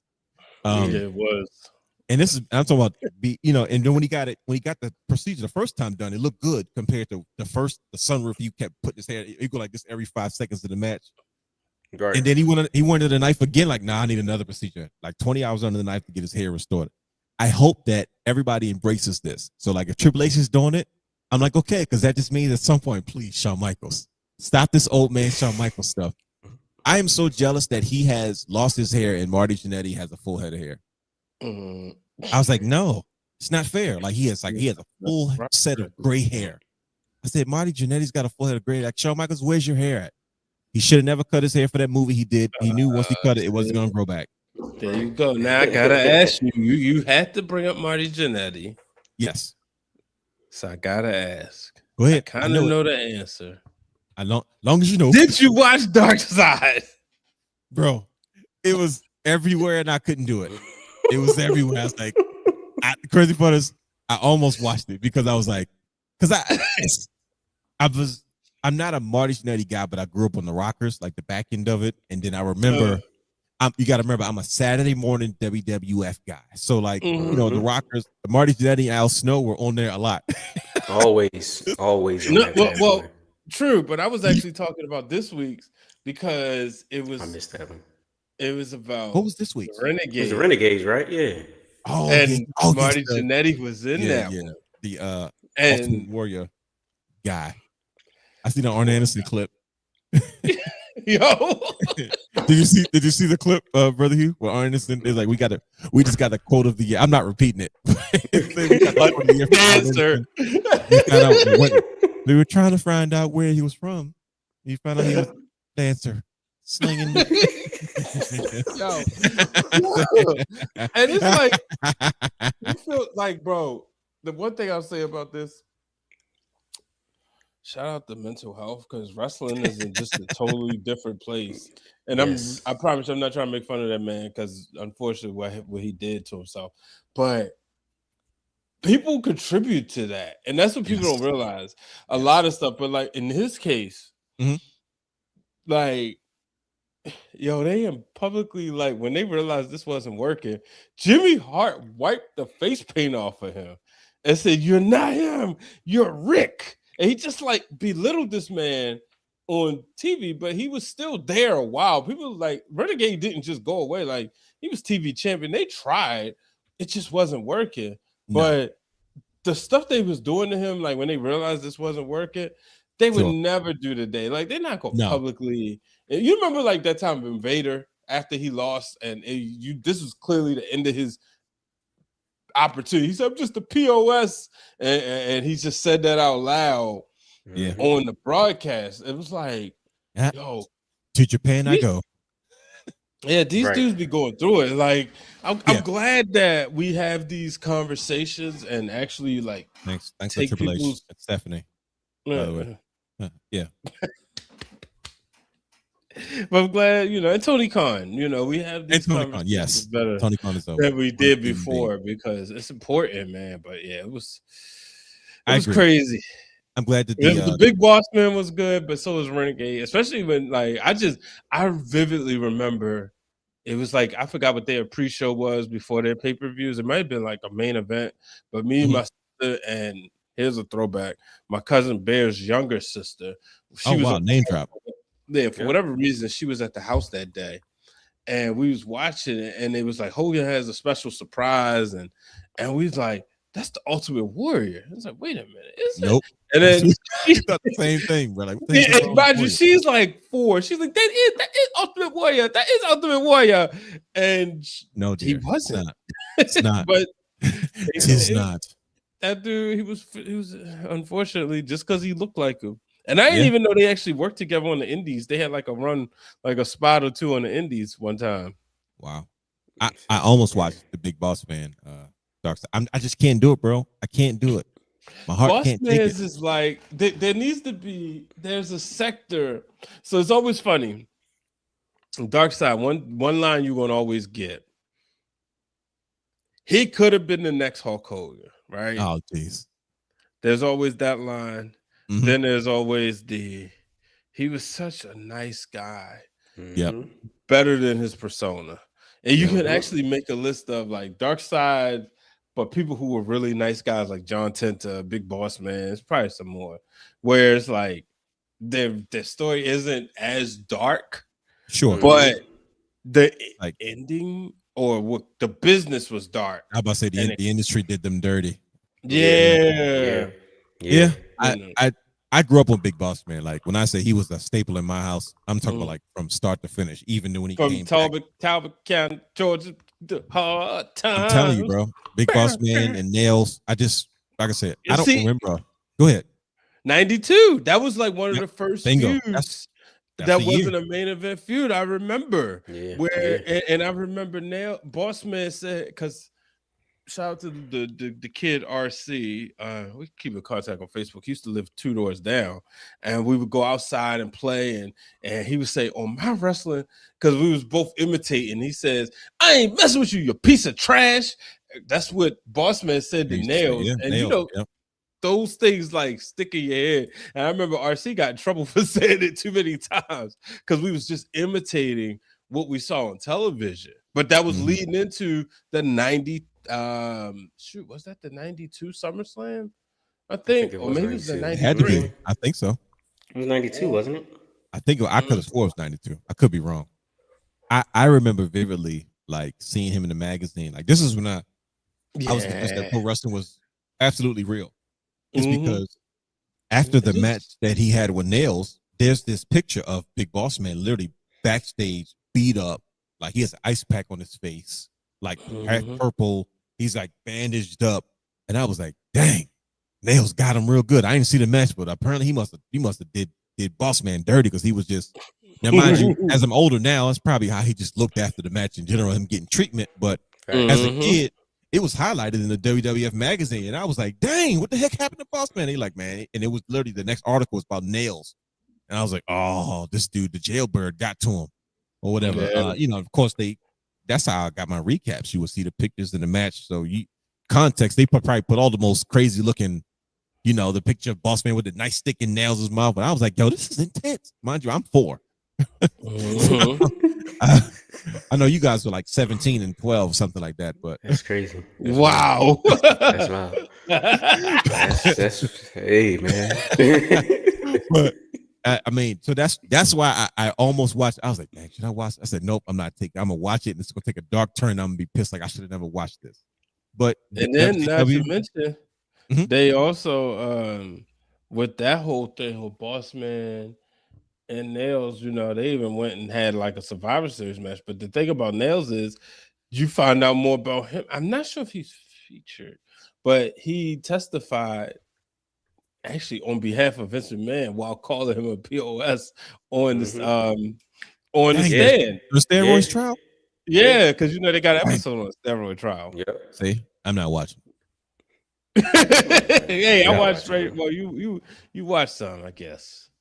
I did. I watched enough. Which one did I watch? I watched the Plane Ride from Hell, and I watched TNA. That's not. That doesn't count though. It's not really. Hold on. What doesn't count? Which one? It's not really dark side of the ring. You know what I mean? Which one are you talking about? Because I was traumatized. I was traumatized by Plane Ride of Hell. I felt like a horrible human being. Because for years, I swear, I heard the same exact story, but it was in the form of a cartoon with jokes. Right, I remember that. But remember story time. They told the truth. They told Ric Flair was walking around with his robe, and it was the cartoon. He was woo. I was Ric Flair. That's what he does. And then Darkseid comes in. This lady like, I was horrified. I'm divorced now. It doesn't sit well with me. I was like, what have we made? What have we done? This isn't funny. She was just tortured. Like she was like, I had no idea I'd be stuck on this plane with these characters for this moment. And I was like, God dang it, Ric Flair. He was, and it's like, and then Tommy Dreamer got canceled because he was defending Nature Boy. And look, man, and we as wrestling fans knew what he was saying, but then the rest of the world was like, how dare you say such a thing? He's like, I don't think he was trying to negate it.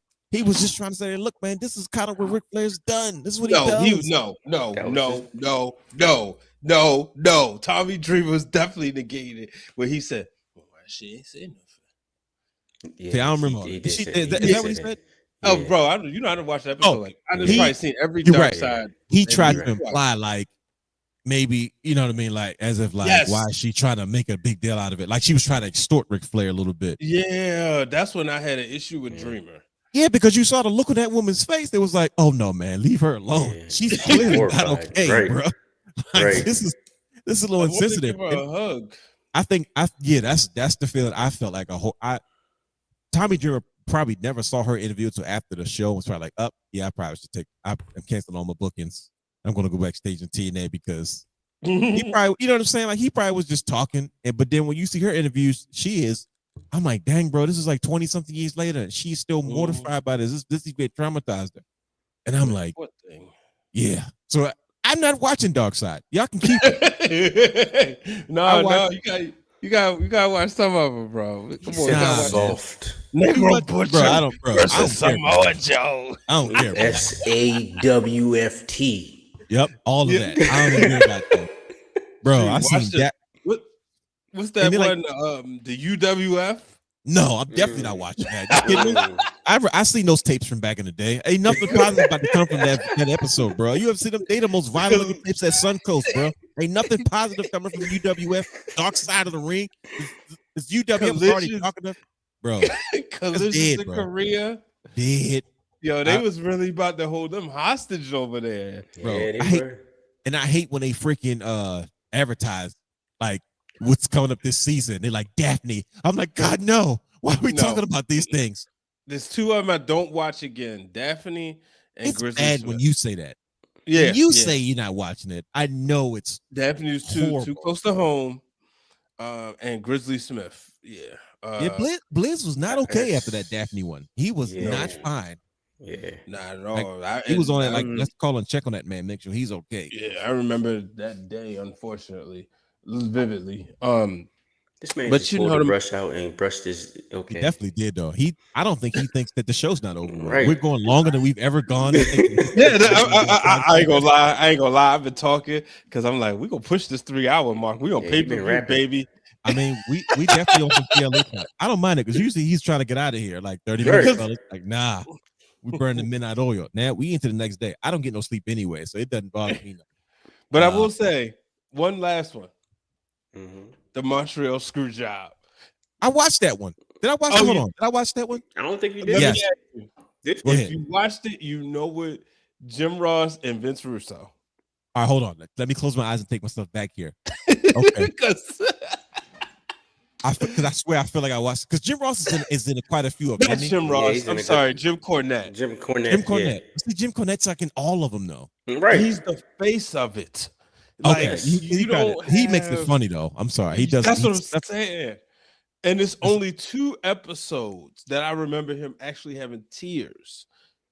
And that lets you know how much he cares about those people. Is the Sonny and Boss Man, and then Sonny Chris Candido. Because I didn't know Sonny was a med student. That's another freaking one I'm not watching. Chris Candido. No, bro. No, come on, man. I get that part. But the Montreal screw job is hilarious.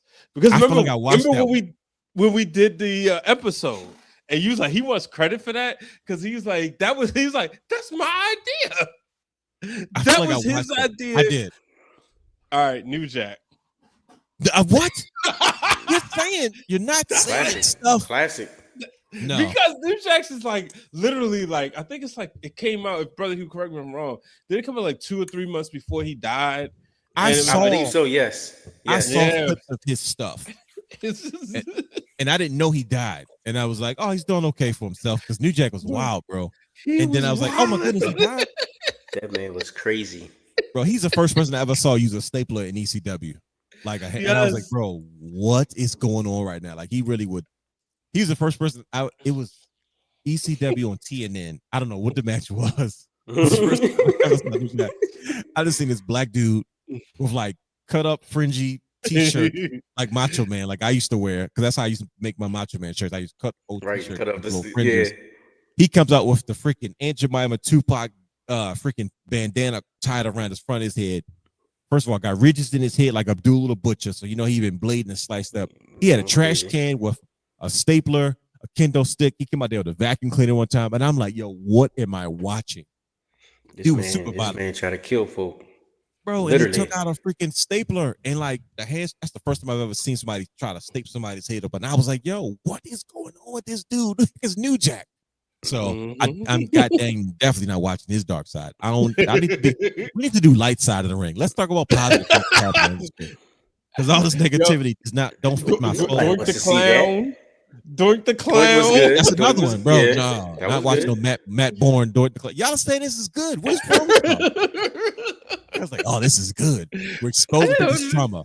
This person never made it. Look, I ain't gonna lie. Sometimes dark side is a date night. We get some food. That's saying a lot. Like, y'all really be getting like, oh, new episode of Dark Side. Come on, let's get something to eat, and just says a lot about y'all character, man. Oh, snap, is Renegade today? Okay, what you want, pizza? Like, what kind you want? Like, oh, the no, what was funny though? Here's the funny part. Remember when the Ultimate Warriors A&E special came out Sunday? And then his Dark Side came out. I was like, this is what? I remember that. That was great. I tell you, that was a good one. Once again, look what you're saying right now, though. This is great. It was in bad taste. It wasn't great. It was about to make me go back and go down the rabbit hole. Bro. Come on, man. Don't do that. Bro, I got the friendly app, $7.99, just so I can watch it. To watch Dark Side? Bro, all this stuff is free on YouTube. Right, what are you talking about? No, I gotta watch it. Oh, you're right. Okay. Because I don't have A&E. A&E not on YouTube TV for some reason. So no, but Vice though. Vice? No, not on YouTube TV. For real? No, Vice TV's not on. I swear, I every when I watch it wasn't before. I swear to beans, when I watched Jeff Jarrett's Dark Side, I watched both parts. It was on the day after on YouTube, on Vice's YouTube channel. Vice is uploaded. That's why I said I was shocked. I was like, for the people that have a TV network. Because they just did. They started putting that on like the next day, but now that's what. That's how. Okay, yeah, that's when I caught it. I caught everything the next day because I was like, crap, I missed it. But I was like, I'm gonna go back and watch it. When I need to sit down and really watch. I only watched once was Dino Bravo because half of it was in French. No, I'm not watching that either. And then you don't want to watch Jimmy Snuka. Oh, you enjoy Brawl for All, bro. You enjoy that one. I don't trust you. Bro. I'm not gonna lie to you. What? No, because it's like that one wasn't that one wasn't that bad. It wasn't because it's like, yo, they really created a tournament. Why do y'all sound so disappointed by this though? You saying it's not that bad, but I don't really. It's not that. Like, what are y'all saying? Brawl for was whack. Like, but that's the fun part. Thought the concept process of the whole. But they created the tournament because JBL was, walking around the bars acting crazy, and Vince Russo got tired of it. It was dumb, bro. Yeah. What else? Really fight. Nah. Cocaine. You know what's crazy? It just Butterbean just knocked out Bart Gunn too on my screen. Wow, look at that. See, look, you didn't talk it up. I remember that, bro. I remember Hugh came to school the next day. Bruh. And Bart Gunn was knocking dudes out. Remember, he was killing dudes out, bro. The Butterbean was like, "Yo, so you want to work this? Nah, let's just go. All right." Smack. Oh, let me look. Let me see. I know I'm gonna find one for you. I did. The shit, Jeff Jarrett. Brawl for All is a good one. You can do that. You can do that. I feel like I watched. Did I watch? I feel like I watched Brawl for All. I'm not gonna lie to you. Yeah, that's a good one. Let's put it this way. I think the slap heard around the world. David Schultz. No, I'm not watching that. I thought we had it for a second. Nah, that was the day the business died because he got killed for that. Like they did him dirty because he was always doing is protected the business. Yeah, but you know who's not? It's dark, but you know the stories, and he's still living. Magnum TA. That's a good one. Yeah. No, I'm not watching Magnum TA. No. Adrian Adonis is another one where Brett is saying, "Yeah, I'm pretty sure if he's lived, me and him would have. I'd been walked look at how we describe with him. I bet if he still lived, he's like, no, I don't want to watch these things. I'm gonna go as far as A&E. The A&E specials are already bad enough. They're like. Did you watch Bash at the Beach 2000? What is this? Is Dark Side? Yeah, they got Dark Side of Bash at the Beach. Okay, I did watch that. I did watch that one. Yes. I did watch that because I needed answers because we finally found out what happened. Well, we still haven't because somebody lied. Because I remember this was like, right. Because Jeff Jarrett said, was it not Jeff Jarrett? Eric Bischoff was like, no, the plan was. I think of course him and Hogan gonna say whatever to save face. We got to do stuff at dark side thingy because I can't do this. But he's like, yeah, the agreement was we agreed to it. We get on the plane and that's it. And then as soon as we left. And then you got Vince Russo. Eric Bischoff and Hulk Hogan, bro, are pathological liars. They knew what the plan was and they did what they wanted to, like they always do, bro. And I'm like, somebody in here lying. So I did see that. And because in the positive was T8 out of everything. I did watch that. Brutus Beefcake. No, I fulfilled my obligations for Dark Side. I watched 3 of them. I watched Dark Side. I watched Montreal Screwjob. I watched the Devil Plane when the Flight 666 and freaking Bash at the Beach 2000. What was another one I watched? All right, Sandman. You're an ECW guy. No, I'm not watching Sandman. He's still living. What are you saying right now? He's still living. He's still living, bro. No, bro. My heart cannot take Dark Side. I'm sorry. Oh man, I forgot they did do one on Billy Jack Haynes. Now I don't want to say this either because he the one that got my man fired the first time. But Shawn Michaels, he made that story up about them, starting the bar fight. So I know he got issues. Muhammad Hassan. That's a good one. Even though we kind of did that one on the episode. I feel like I've seen clips of that on YouTube. It's not that bad. His story gets light. No, Tony Atlas is funny because you found out his obsession with feet. No, that's crazy. But yeah, no. I'm not looking for Tony Atlas. He has the traumatic story too. Hell in the Cell. You see, you already know all that. Stop trying to find dark sides for me to watch. That's light side. I'm excited. Oh, we only got 3 more. Next week is Mr. Wonderful, and then Missy Hyatt. Mr. Wonderful weighs 122 pounds. That's crazy. I'm definitely watching that. Yeah, bro. Did I tell you? At Canton, about a week or 2 ago, I met his Missy Hyatt's husband. What? Like just randomly. Does he live here? Just randomly, we was just talking. What is he doing? Hey, bro, like we had some good discussions, bro. Or does he live here? Nah, he was in Ohio. So he was. I'm He was tripping. I'm working. tripping. He was You said working the Canton. event with me. I'm Yeah, thinking Canton, Baltimore Ohio. My bad. downtown. I'm My bad. tripping. Now Yeah, you're right. I was like, what? I'm like, what do you mean? yeah. I just meet Misty Eyes. That's Cool insane. Oh, but brother.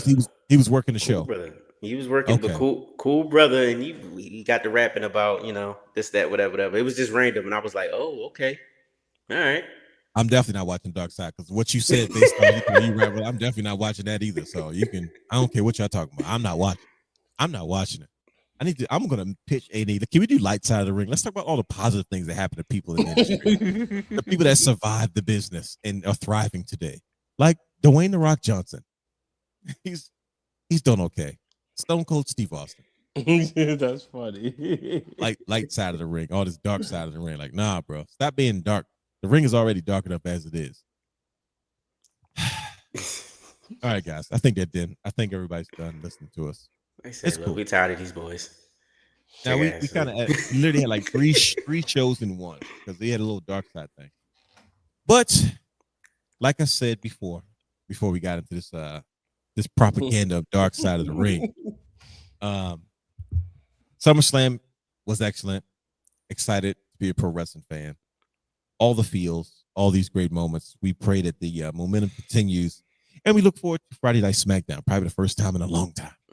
But things are heating up, fellas. Things are cooking, and the wrestling realm will always be here to continue to bring this intellectually smart, fun, exciting, and hilarious pro wrestling conversations. But in the meantime, follow us on all of our social media platforms at Wrestling Realm. Subscribe to our Patreon, Twitch, and YouTube at The Wrestling Realm. Don't forget to follow Championship Culture on Instagram at Championship Culture _. Check out all the seasons 1 through 4 on YouTube.com/The Wrestling Realm. Playlist Championship Culture. Fellas, we're back. I'm glad to have you guys back. Glad we didn't have any technical difficulties. Mm-hmm. So many great conversations to have and so many more to come. But until then, ladies and gentlemen, as I always say, wrestling fans, do yourself a favor, be who you are, and stay wrestling fans. We gone. We out of here. We will see you next week. Peace.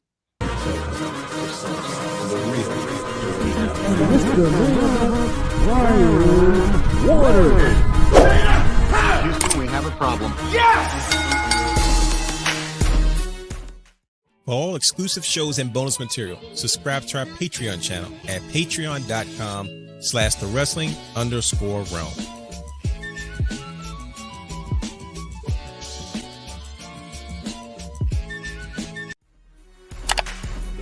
You can watch all of our Wrestling Realm content anytime on youtube.com/thewrestling realm.